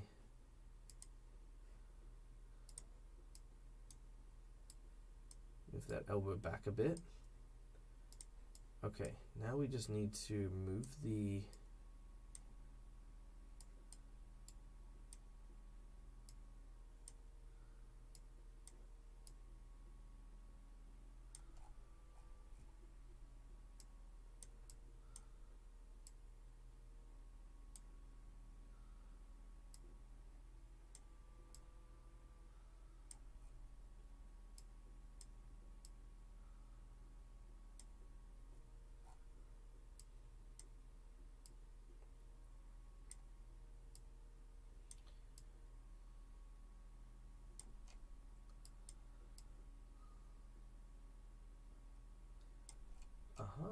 okay, so that's that.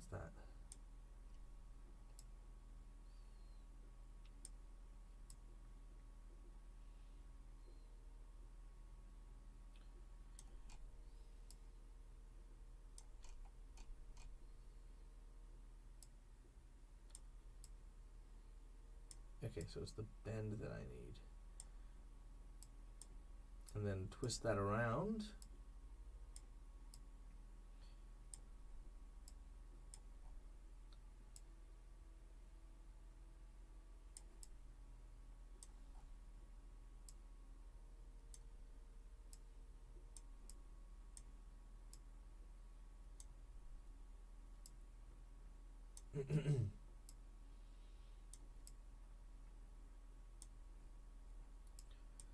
Okay.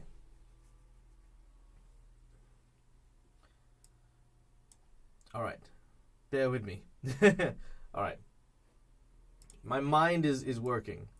How long does it take you to get so familiar with Hero Forge? Ah, man, I don't know. I mean, honestly, it's an ever learning process. And if you want to know my big secret, is there's actually a group on Facebook called the Masters of Hero Forge, and every now and then I'll just like, I won't even do anything. I'll just like I'll just go and hang out there, and you'll find just some amazing like amazingly talented people having made some crazy freaking minis. Some of them I'll save just so that I can use their poses, and other times I'll just like, you know, use them for inspiration. All right, so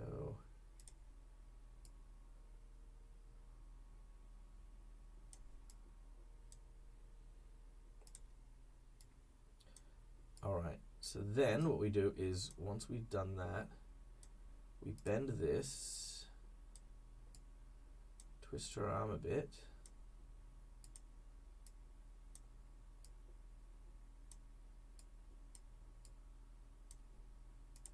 And then we give it like a kind of a grabbing motion.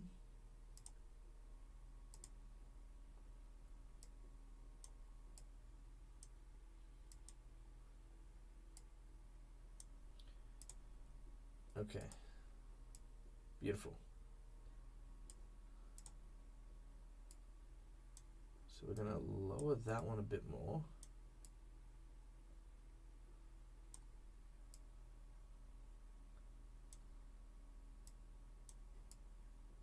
There we go. Okay. So this is step one. Step one is creating that kind of look of the twine being pulled out, as it were. Step two, this is the trickier bit.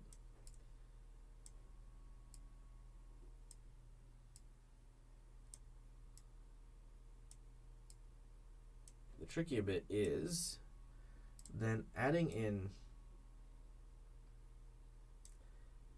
another tail. Gotten much better with textures and poses and stuff. Yeah, you know, like literally, it just takes a little bit of practice to kind of get there. Oops. No, I just want that one. Okay. Then what I want to do is I want to add an extra tail here, and I want to see if I can get the tail to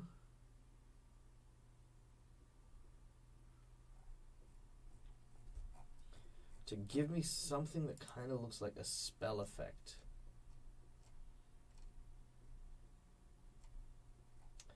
That should do. That'll do super nicely.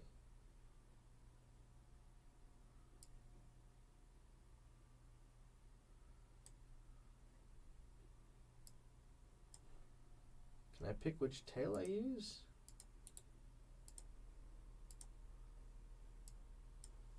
It doesn't appear that I can. Okay, that's fine. That's fine, but I can still make that work, which is great.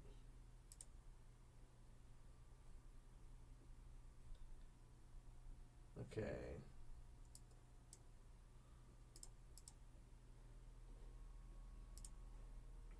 Okay, maybe I'll only leave it at one tail. Okay. The Papa Emery's and Dark Souls bend I sent you were a lot of fun too. Yeah, no, that Dark Souls bend was really nice. Definitely dig that. Okay. So I think I know what I'm going to do here. I think what I'm going to do is I'm going to go with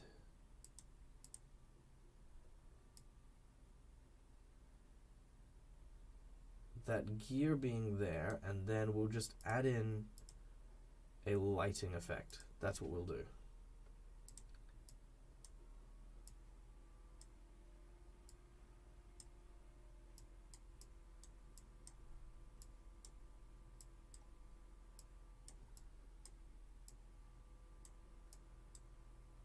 All right, so we add in that lighting effect, lower the intensity, because the thing is we don't need that much light there, right? We just need enough to kind of make it clear that there is something going on. We want it to be a contrasting light so that it, stands out as, oh, there's something here happening. Blues definitely work quite well, especially with that particular type of yellow that we're using. So then we'll do that, and then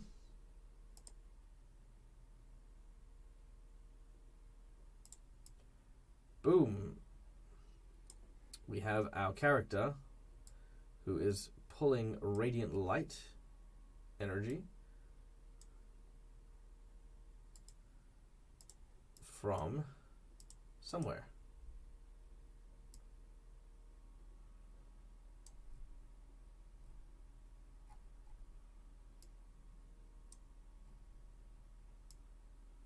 Okay.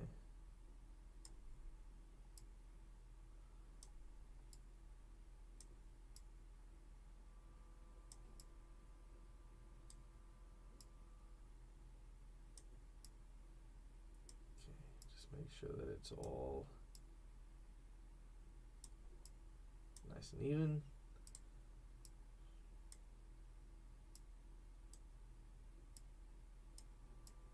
Beautiful.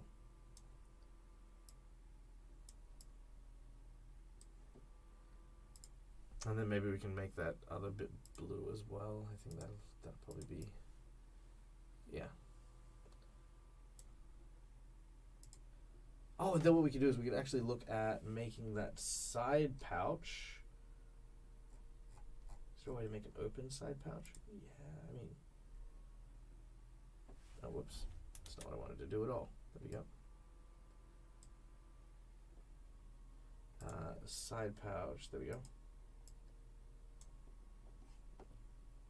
And then what we can do here is we can make that side pouch twist onto its side, bend it so it looks like she's pulling the rope out of that pouch.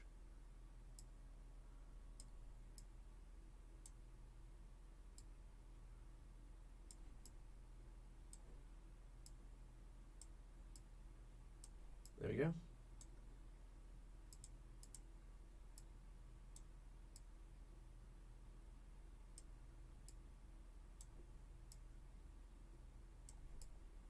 Boom. That's pretty rad. All right, so let's compare. So this was the original one, and this is the new one.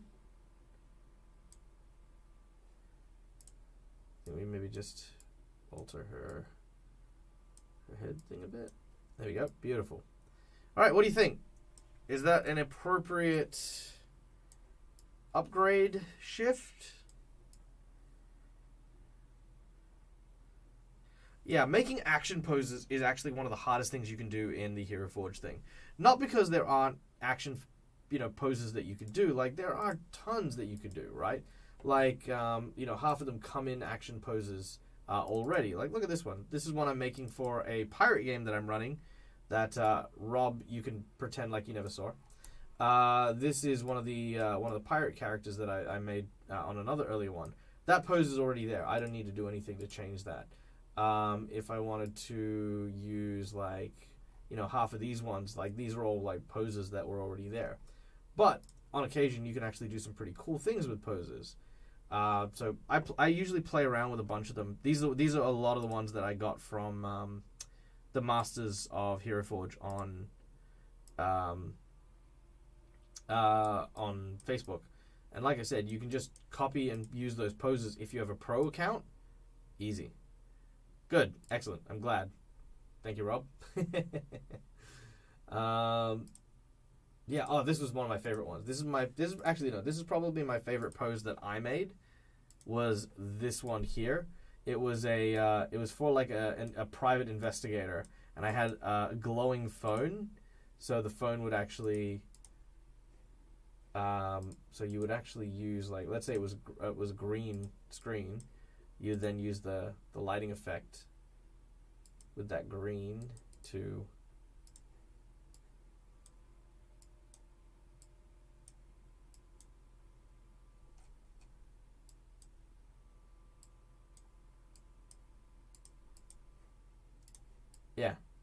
and just having that glowing phone thing. So that was one of my favorite ones. Love that. That's one of my favorite poses. Anyway, I digress. So I think that one's great. So we're just going to save that one, which leaves, last but certainly not least, my character for Rise of the Runelords, which is Malvolo. Yes, Malvolo is a very very interesting character. He has always been one of the ones who have been a little more reluctant to become a hero. That is because he is very lazy. He's very slovenly, but I think he's good-hearted enough. Now, I hate to be that guy, but I think I nailed it. I know that sounds awful. I don't want to change much on him. I mean, obviously the pose is something I would love to change. So he is a trap maker, clockwork tinkerer. He is a germaphobe, so for the most part he doesn't like touching people or touching things. Yeah, I just don't know what I would do to change his person. There might be better clothes, that's true. Let's see.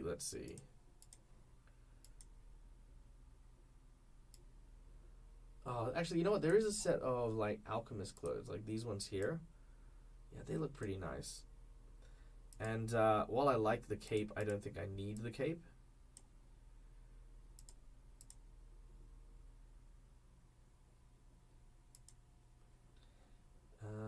Also gear, like tools and stuff, that could be kind of cool. Yeah, my character has also got no attacks, so I've actually been my character's been unable to attack anyone for like ages. It's all my puppet. It's all the puppet. It's all Collodi. Okay. Oh, that's cool. So having like utility belts and stuff like that. Maybe a backpack filled with like alchemical gear. And then if we add like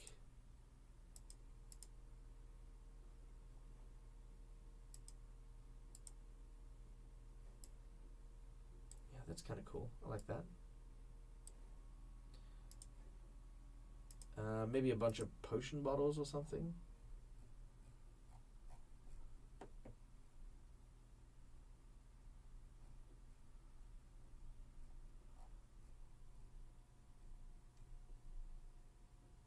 Maybe a briefcase? Nah, I don't think so. It's a very tough one for this one.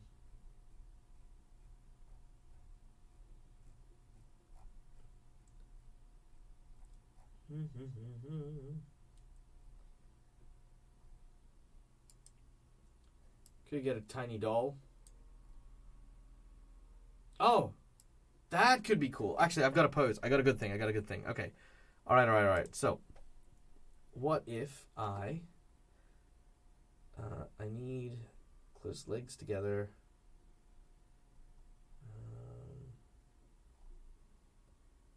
Let's see. It's adorable. It is adorable. All right, but check this out. If I... There we go. If I do this, and then...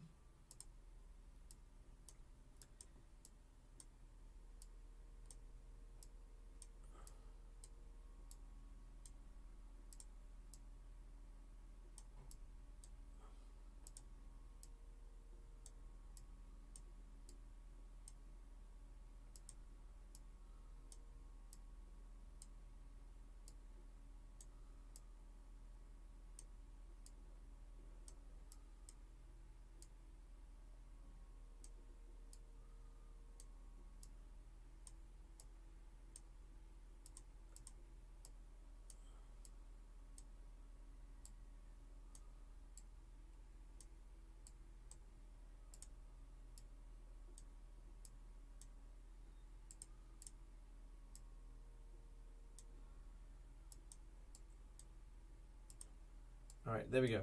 Does that kind of look like he's like sewing it maybe?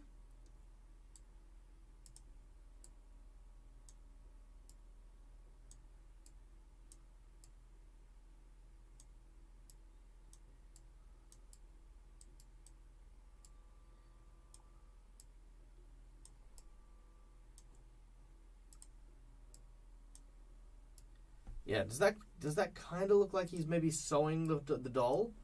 Because that could be kind of that could be very on point.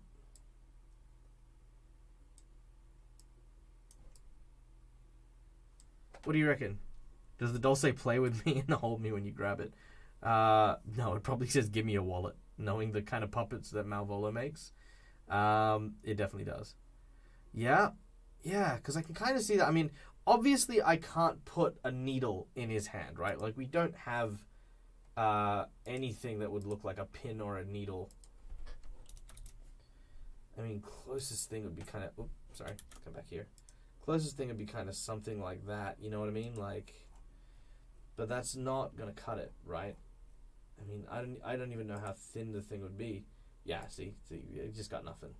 So I think just with that particular hand gesture, I could probably even get some actual twine and actually just glue it taut between the 2 points, and that would look great. I think that would look fine. You know, there's a hook. Come back. There is a hook. It's a little bit big. There you go. That's a. Yeah, it's you know, like literally Maui kind of hook.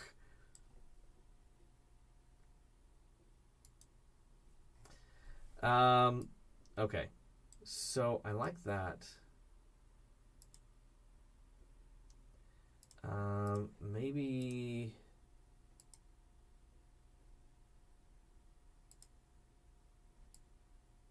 Oh, that's okay. I like that. That's kind of cool. It's bigger than you expect. Yeah, it does. It does look definitely a lot bigger than you expect. Shoulder pads, maybe? Anything? Roar. There's some new shoulder pads, but I think they're a bit bulky for Malvolo. Because Malvolo is a, like I said, he's an inventor, which is very similar to kind of like a wizard, I guess.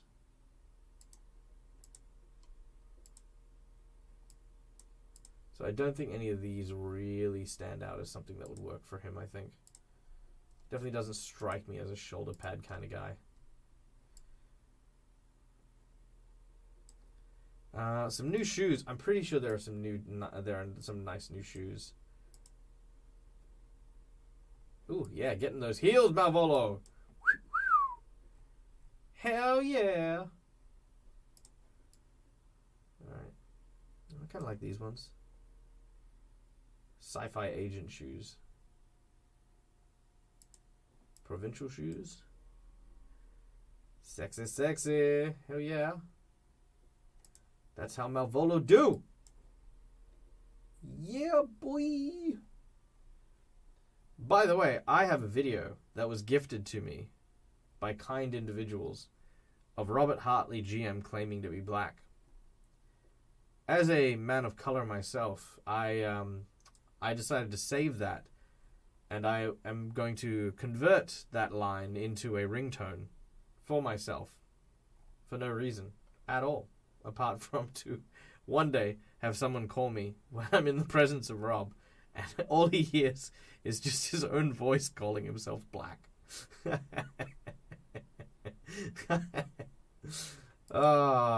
The things I do to amuse myself. You're gonna get me cancelled. Yes, that was my plan all along. Oh, amazing. Look, it's not my fault. We all have a history, dude. Just some of our history is on the internet. Oh, amazing. No, it was very cute. It was very, very adorable. Got to see a very, very young baby Rob. Tiny baby Rob.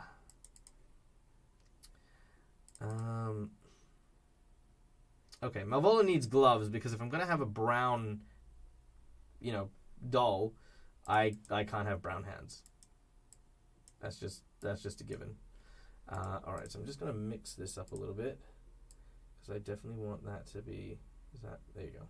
Okay, so I want that to be, still want that to be brown, but I want it to be lighter with a little more yellow in it.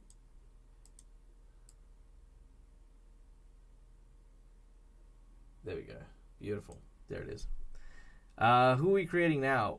We are creating Malvolo, who is my puppeteer from the Rise of the Runelords series.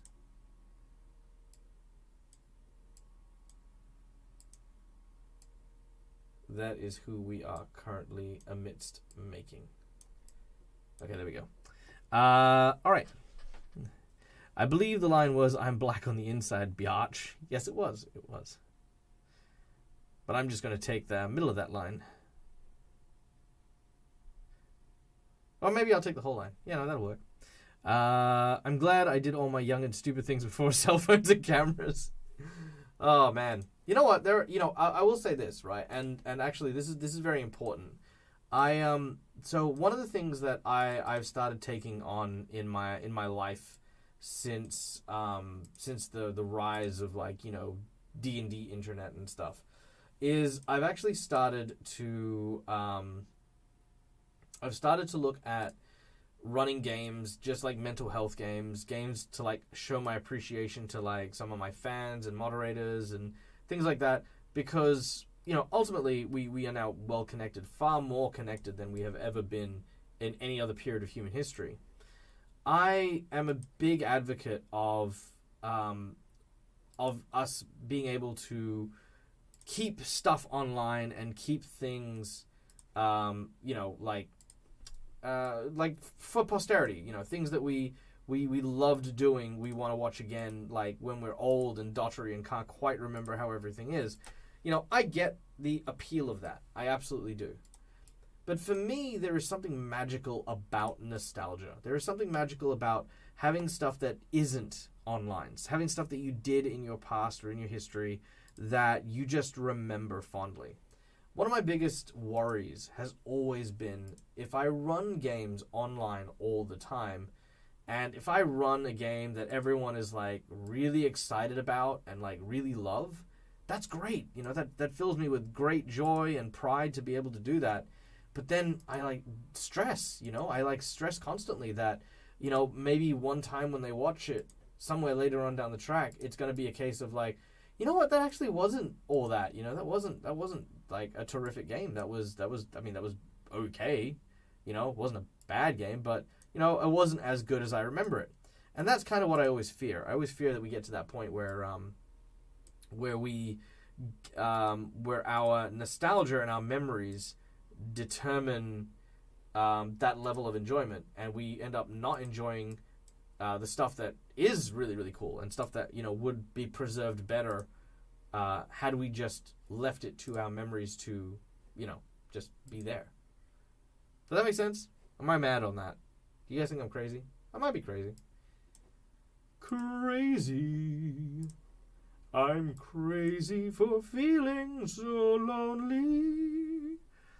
Hey, Crag, what's up, my dude? Guys, give a big warm welcome to Crag, son of Horus, one of the most amazing Pathfinder players I have ever had the pleasure of meeting in person, actually. I've met Crag in person. Crag, by the way, is one of the most colossal dudes I have ever seen in my life. When I went to America, when I went to Gen Con, I saw some really tall people, but my God, that man was huge. I could not miss him in the convention hall if I wanted to. And he is a delightful giant gentleman. He is a lovely human being. He plays Mario Kart and a bunch of other cool stuff on his channel, so do be sure to go and give him a follow as well. Yeah, welcome in, dude. And thank you so much. I honestly, actually, I've been doing some, I don't know, some of my streams have been doing super, super well recently. And it's always when I turn my back and I haven't checked, like, how many people are actually watching, which is very often, right? Which, like, right now, for example, I haven't checked, and I'm now kind of worried, too, that you've said that. But yeah, over the weekend, I ended up with, like, freaking, like, I want to say, like, 400 people in my chat within, like, 12 hours. It was amazing. It's not a good look. 143 currently. What? 153. Thank you so much. Everyone, hi. Welcome. I have no idea why you're all here, but thank you for being here. I greatly appreciate it. I hope you're enjoying whatever this is. So there you go. It should be the same for 5 or 500. Exactly. That's 100% what I believe. It doesn't matter if you're streaming and you're streaming for one person or if you're streaming for 1,000. Give it all. Give it everything. Give it what you think is your best, and just that's it. Be happy with that. And that's what makes me happy, you know. If no one watches my streams, I'm happy. If 1 million people watch my streams, I'm happy. You know what? I'm happier seeing friends, right? Like actually getting into chat and seeing familiar faces, getting to know you guys and like where you're from and the, you know, like what's happening in your day. These things bring, you know, are why I stream and what I enjoy about it. Thank you, Newbie Goddess. See, like Newbie Goddess. I love Newbie Goddess. Not only because I see her on my channel all the time, but because I watch them on all the channels that I enjoy as well. Which means, you know, we have things in common. We talk about cool things. Hype train. Oh, of course. Yeah, of course. Matt Brecker and Calindria, you saucy creatures, you. Thank you so much for starting that hype train. I greatly appreciate it. It is, you know, all donations, all proceeds go towards keeping Dag well fed and, of course, doing some cool, fun, and awesome things in the future as well. So, yes, thank you. Thank you, guys. You guys are awesome. What? 10 gifted subs from Matt Brecker. Matt Brecker, thank you so much, dude. All of you guys who have just received a subscription to the Dead Aussie Gamer channel, welcome. Welcome to the crypt. I hope you enjoy all of your new emotes and emojis. That is going to definitely go get as much uses of it as you can. Throw them on everyone's channel. Go find Robert Hartley GM. Go throw it on his channel. Go find Craig Son of Horus. Throw it on his channel. Everyone's channel. Must have it. Dead Aussie Gamers face. It's really funny. It's actually gotten to the point where Dreaded GM, who is a friend of the channel, every time he starts seeing my emotes coming in chat, he starts flinching because his channel, whenever you donate to him, you end up using a color spray that blinds him, and it actually shots lights in his eye. And every time I show up in the chat, it's how I say hello now. So he's every time I'm in chat and he sees my emotes, he's like, "That's gonna happen any second now." Yeah, that's pretty much it.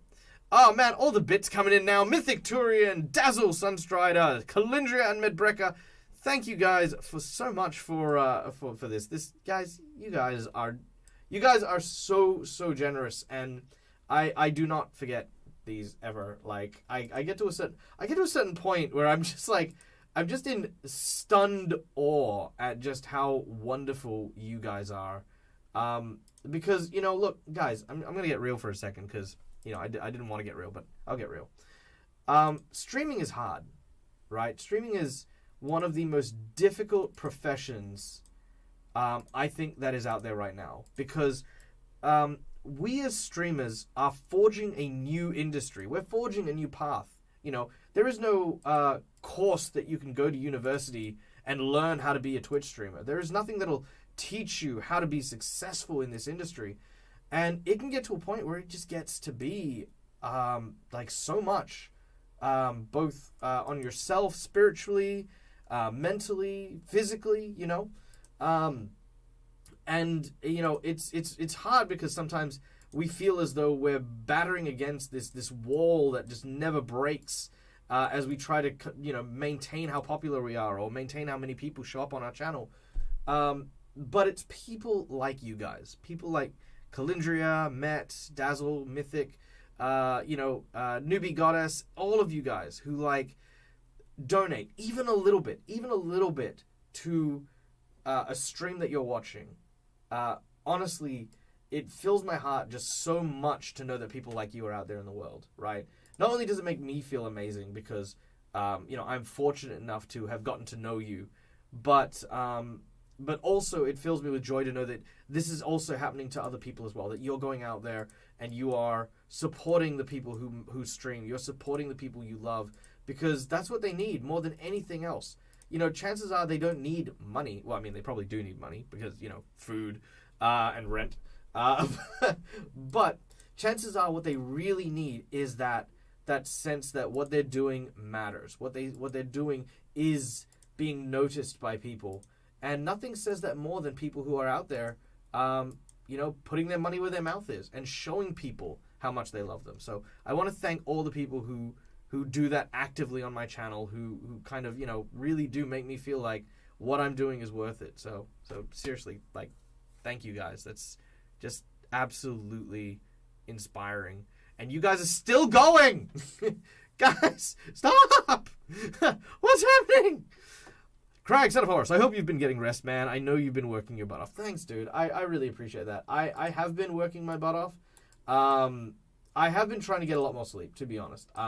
It hasn't been working because I've been very, very busy trying to get a couple of little projects off the ground, which I'm not going to share yet. But, you know, the toughest thing is living in Australia, living in Western Australia in particular, the time zones are so crap. I mean, if I want to play with my friends, I have to be up at, like, the weirdest hours. And I'll do that because, I love hanging out with my friends. I love playing with my friends, and that's, you know, what I want to do. So I do it. Okay.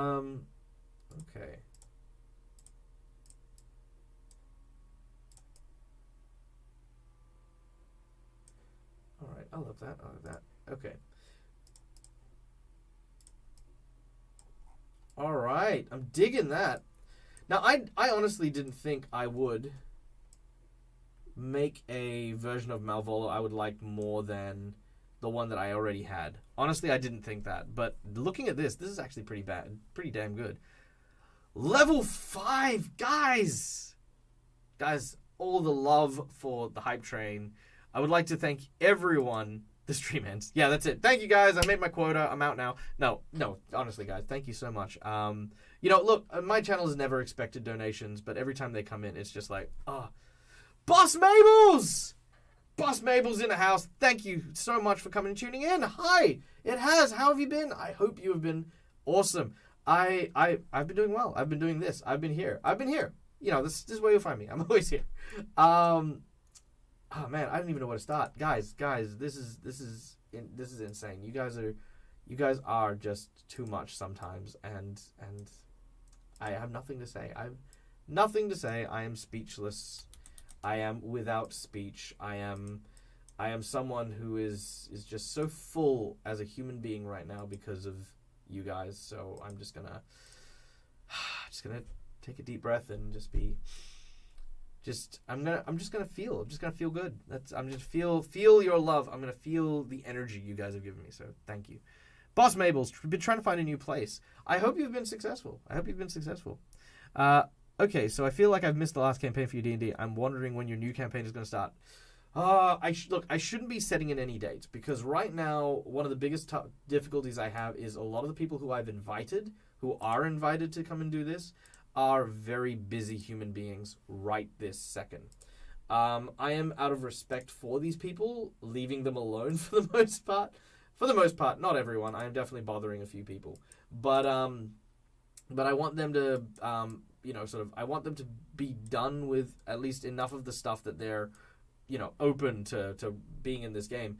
But I will tell you what it is about. We are doing a pirate adventure. A high seas adventure is where we'll be heading in my new campaign, which be called Of Sirens and Silver.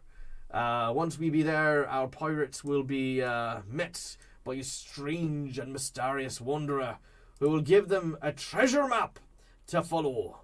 And with any luck, they'll take that treasure map to the high seas, which I still haven't named the sea, though. But they'll take it to the high seas and will hopefully manage to forge themselves a new path to riches and glory beyond their wildest dreams. It is a very, very full game. But yes, it is definitely in the works. It has definitely not been forgotten. It is there. It is coming. It is working. I will tell you that I'll tell you who I've invited. I've invited Robert Hartley, GM, who of course is near dear friend. We love Rob. I have invited the Crit Crab, who runs a bunch of YouTube, Reddit kind of read D&D things. I have invited Janet from World Anvil, who is of course one of my most amazing and wonderful players that I've ever had the absolute pleasure of role-playing with. I've invited... Who was the other one? I invited one more person. Bork, who did I invite? Rob, Janet, Crit Crab, and... I should I should figure out who I invited.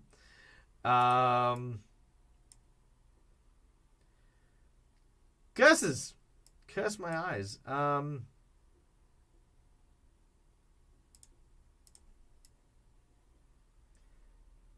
Damn, I can't remember for the life of me. Might have been Josh the Pirate? The person you're leaving alone. No, I'm leaving Rob alone.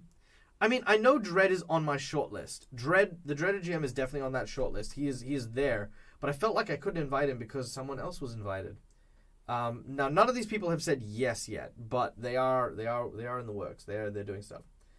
Might have been AJ. I don't know if it was AJ though. I feel like it wasn't. Ah, that's gonna bug me for a while. It'll come to me literally as soon as I finish the stream. It'll be like, it was this person. Tricky Trident, what's cracking, my dude? I hope that you are doing awesome. Hey, check it out. By the way, I do apologize. I've been working on Malvolo, who is, of course, my puppeteer for the Rise of the Runelords game. This has actually come out stupendously. We are going to come back and we're going to review it and then get some suggestions from our audience so that we can make some changes. Oh, no!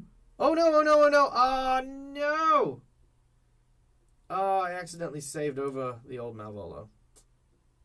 Crap. That's okay. I think I've still got him saved somewhere. I will have to find him, though. Damn. Always be careful, kiddies. Always be careful. All right. Anyway. I digress. Malvolo Mark II. What was I going to show you? Tricky Trident. Yes, I wanted to show you this. So in Hero Forge, I managed to create this character last time, and I thought maybe you could use the tentacle idea. Check that out. That one's Mana Potion. It's a bottle. Wonder Device Blue, and that is the way I did that. Can't you undo a whole bunch? Yeah, there is only so many undos you can do. That we are way too beyond that point. Like I said, I'm fairly confident I've got it somewhere as a link to that particular one. Worst case scenario, I have the actual mini, so I could build it again. It's just time consuming. All right, but yeah, so tricky Trident. If you want to make one, I would recommend get a bunch of tentacles and just use that kind of blue, and then you'll actually be able to make a really, really nice mini for yourself if you wanted to. If you want to, I mean, you don't have to. All right, ladies and gentlemen, I believe that brings us to, we have our 1, 2, 3, 4, 5. Yep, okay, yeah, that brings us to our 5 characters. Okay, so let's go through and review them really quickly. So, this is your last chance, everyone, for any feedback regarding these models, right? If you guys think that something should happen, if you think we should change the colors or modify it in any way, let us know. If you don't like the pants, if you don't like the shoes, again, whole bunch of things, just let us know. And we will look at making these changes. Don't face the changes. Probably. There we go. All right. So the GM Jared, where we've got our game master for the Rise of the Runelords campaign. We have added in a kind of a glowing hand, which is like holding this D20. If you're asking about why the coloration of the D20, that is because GM Jared, that's actually the coloration of his channel's logo. So we've used that kind of like pinky color with the teal, which looks very, very cool, I think. All right. Next up we have Rain, who's our Alcese druid. Now, the Alcese is a custom race we made. It's a moose person, basically. So we've built that, and this was the walk away from that. Now, we did make her a lot more pretty, and I think the biggest thing about her from the first iteration was that she was supposed to be very plain, very shy. And I love the idea that maybe after like having been on the adventure for so long that she's kind of starting to blossom and bloom. So I kind of kept like some of the, as you can see, some of the brownish colors there, so it's still there. But you can see that some of that green is starting to pop out. Even her hair has gone from this, like, let me just pull this up here real quick. Has gone from this, like, sort of matted kind of color to just a way more vibrant kind of, like, it's like her hair is blooming as well. So lots of cool stuff there, I think. But again, anyone got feedback? I am always all ears, for everything. We then had our Stitch Witch. So the original Stitch Witch was kind of like that, which was cool. I like the simplicity of it, the oranges, the yellows, and it was great. I love the bubblegum coloration of the flames as well. So I thought we would take that to the next level here. But you know what? With looking at that bubblegum, I did love that bubblegum color. So I'm thinking maybe we start with that bubblegum. Or maybe...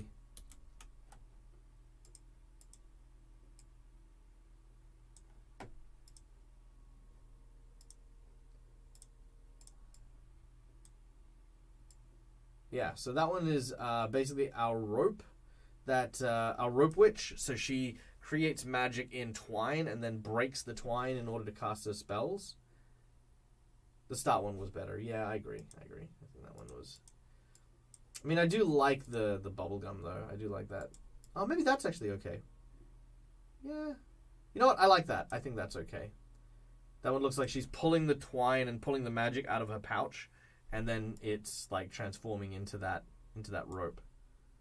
I'll probably adjust the rope a little bit more next time, like, kind of move the arm a bit, but I think all in all, that one is pretty cool. And then we have my puppeteer, who is, of course, this, which we can't compare to the original because the original is now gone and dead to the world. But we wanted to create, because he's a puppet master, he kind of like sews puppets.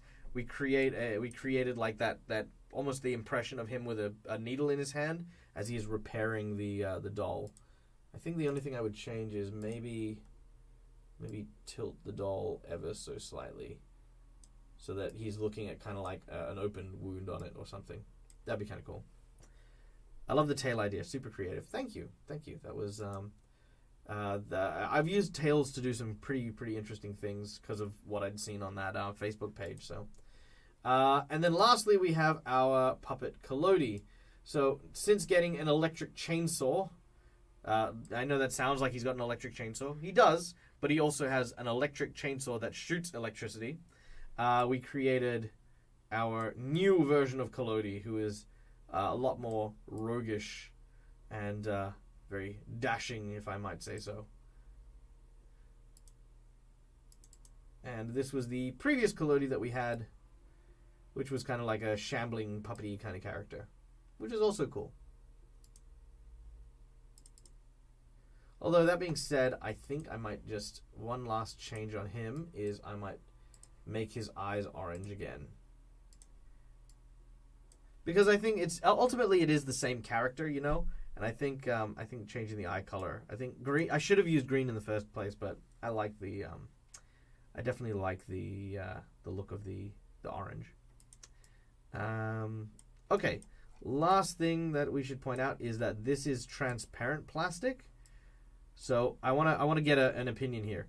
Should I make the entire blade transparent plastic? Should I make the entire blade transparent plastic or just the electricity? What do you guys think?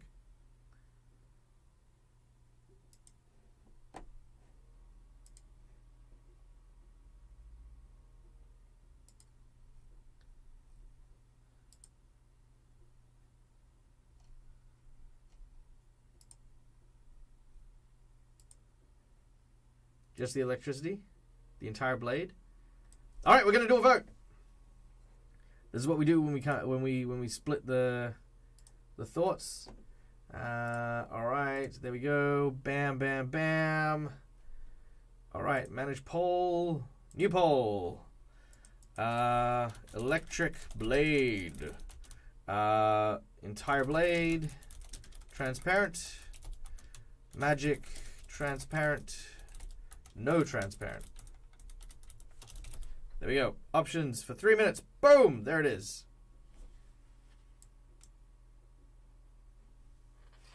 Yes, you must now fight to the death. Get your votes in because that will determine what these are. And by the way, as I mentioned, these will be distributed to the players of their choice. So the players are also going to get a chance to see and feedback on their minis, obviously.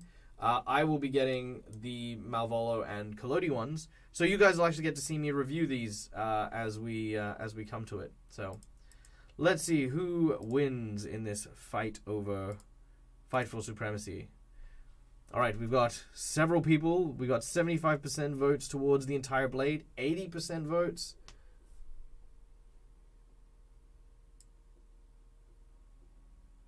All right, looks like that's the way it's heading. All right.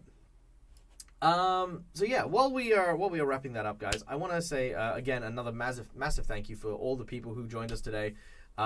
It's always a pleasure getting to know you guys. So don't be shy if you guys are in chat and watching me for the very, very first time. My name is Michael. I'm the Dead Aussie Gamer. I'm one of the friendliest people you're going to meet. I love getting to know people, and yeah, just come, chill, hang out, have a great, wonderful, and amazing time with me. Because ultimately, Dungeons and Dragons is a community thing. It's stuff we share with people who are equally creative, and I love to know what your characters are. I'd love to know the campaigns you're in. So yeah. What's happening? Newbie and Mythic are having a fight. I feel like I need to get a like one of those like little squirty bottles. Down. All right. So yeah. Yes, please come by next time and hang out with us because I love hanging out with people and it'll be a lot of fun. What am I doing next? I am back tonight actually for Curse of Strahd, where we will be playing in the lands of Barovia. Actually, you know what? While we're waiting for the poll, I'm going to go show you something cool. This is like a special edition end of legendary thing. So stick around. I'm going to show you something.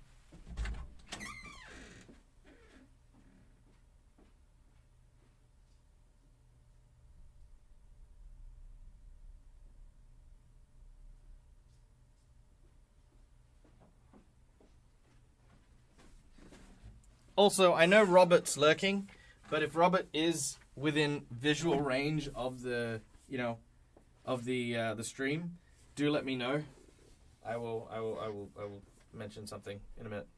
All right, behold, I have acquired the collector's edition Curse of Strahd box thing. This thing is huge. It's bigger than my head. It's bigger than my head, guys. It's way bigger than my head, right? Like, I could put this on top of a chair and it would, like, be a backing, right? So, yeah, I got this.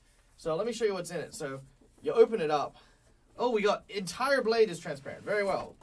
Okay, so you open it up, right? You got the box. Let me just put that over here. Oh, no. I'm dropping things. Okay, one sec. Yeah, come here. Hi, Gingerbread. Good. All right, the first thing that you see when you open it up is Strahd. Look at that. And he's in there. He's just like protecting it. And then you've got Strahd's stats on the back. Look at that. Right? So cool. And then you've got the over here, you've got Tarot deck, which is the tarot deck used in the adventure, which actually comes with, and I'll just show you one of these because this is, again, freaking amazing. Comes with these cool cards that freaking have kind of metal foil backings and stuff. So these are some like heavy duty cards. And one of the cool things that you also get is you get these postcards that are really cool. The like, welcome to Barovia, and you can actually invite your players to play by sending them a postcard. There's a fair few of them. There's like, well, it's like 2, 4, 6, 8, 10, 12, 14. But yeah, you could probably get like 3 or 4 games out of that if you wanted to. Then you of course have the Strahd book, the actual one. You've got like a Creature Companions book, which is that one there. Yeah, you got a companion book. Nothing too special about those ones. You've then got a You've got the tarot deck, like what they mean when you read them out, which is, cool. A GM screen, which is also very cool. Is it a hard or soft cover? It is a soft cover. The one on the inside of the box is a soft cover. Let me just put that down. Okay. So the GM screen is pretty nice. Like I said, this is a channel filled with distractions because, whatever. The GM screen is pretty nice. You've got it's a very cool collection thing. Yes, it is. It absolutely is. So we've got Castle Ravenloft. We've got the Old Bone Grinder there. We got what I presume is another castle that I haven't found yet. And then you've got the a mansion. So there you go. You've got a bunch of really cool locations from the campaign. You then also get a ton of pre-written handout notes. So all the handout notes that you would get in the campaign are actually here. You also get a map of several of the villages as well as a map of Barovia, which I'm not opening yet because I'm not using them. So they're all there, which is cool. And that came in. Was Robert in chat? Oh, the GM screen was so pretty. Okay. All right. Well, if Robert's not in chat, that's fine. I will show you guys something because I wanted to show off to Robert because Robert and I we have an understanding. He and I. Robert tends to brag about his miniatures collection. Ooh, look at me! I've got a Shardland dragon that's the size of people's heads. I've got all of the things that you have, Michael. Well, no longer is this the case. Ha ha ha ha ha!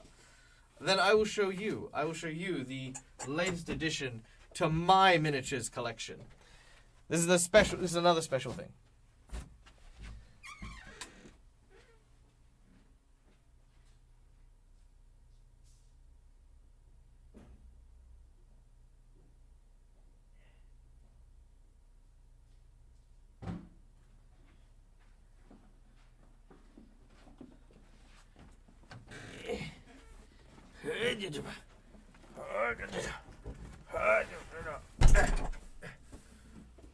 Behold! Sophie's Revenge. This is a 3-foot long freaking ship. This is heavy as shit. It has multiple layers.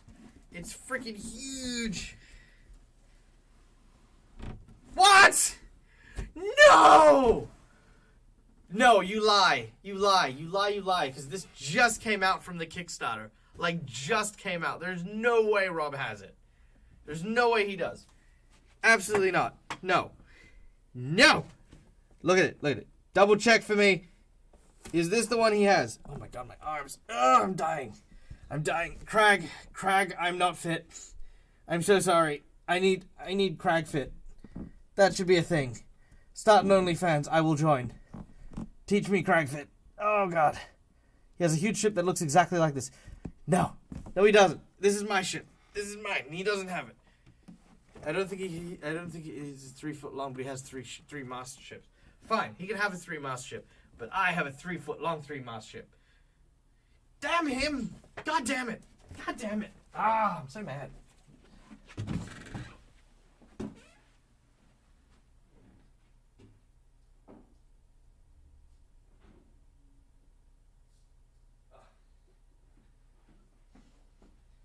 That's it, I'm just going to throw it in the bin. That's what I'm going to do. Just that's it. I'm done with that. Anyway. And it comes apart in different segments, so you can use the different segments too. All right. Man. My body. I was not fit enough to lift that. Okay, here we go. So, it looks as though we're going with the entire blade now that now the distractions are over. Looks like we're going with the entire blade, which is awesome. So that is what we're going to do. We are now going to... we're now going to call it there, I guess.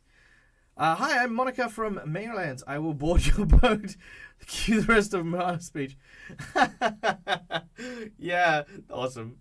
I love the Moana reference. Brings me joy. So, thank you so much, everyone, for hanging in today. Can you try that turquoise green in the middle of the blade to see what it looks like? Sure, we can do that. Just real quick. All right, let's see. Turquoise green. Did I make that or do I? I think I. Yeah, I didn't. Let's make one. So new color, glow. Let's go with that turquoise green, which is like kind of there-ish.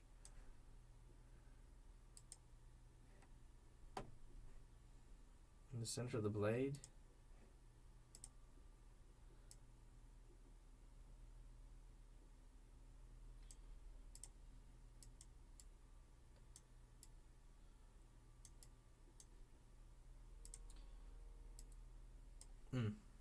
Yeah. So there it is, kind of. Carney! Oh! Carney, I'm so sorry, dude.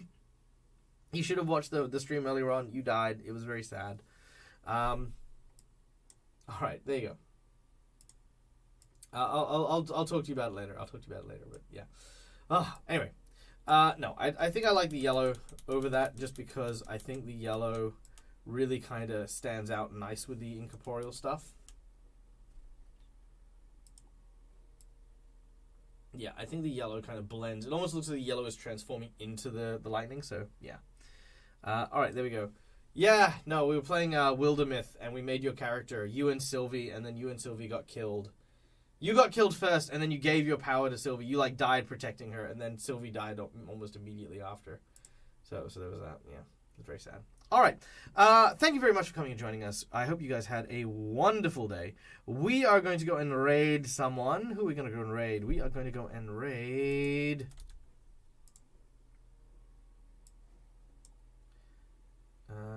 let's see. Oh, it's me.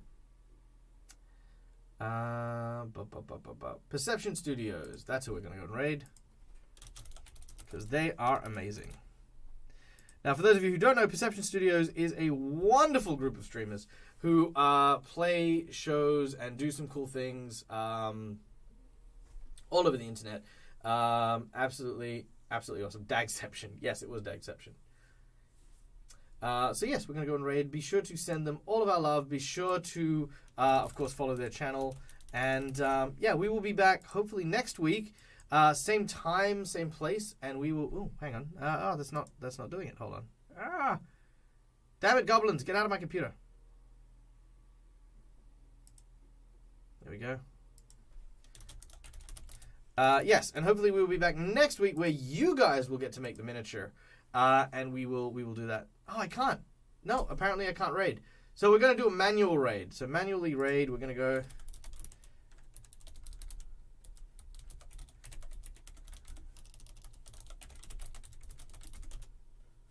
There we go. Oop, nope, I spelled that wrong. Let's try that again. There's no S at the end of that. There.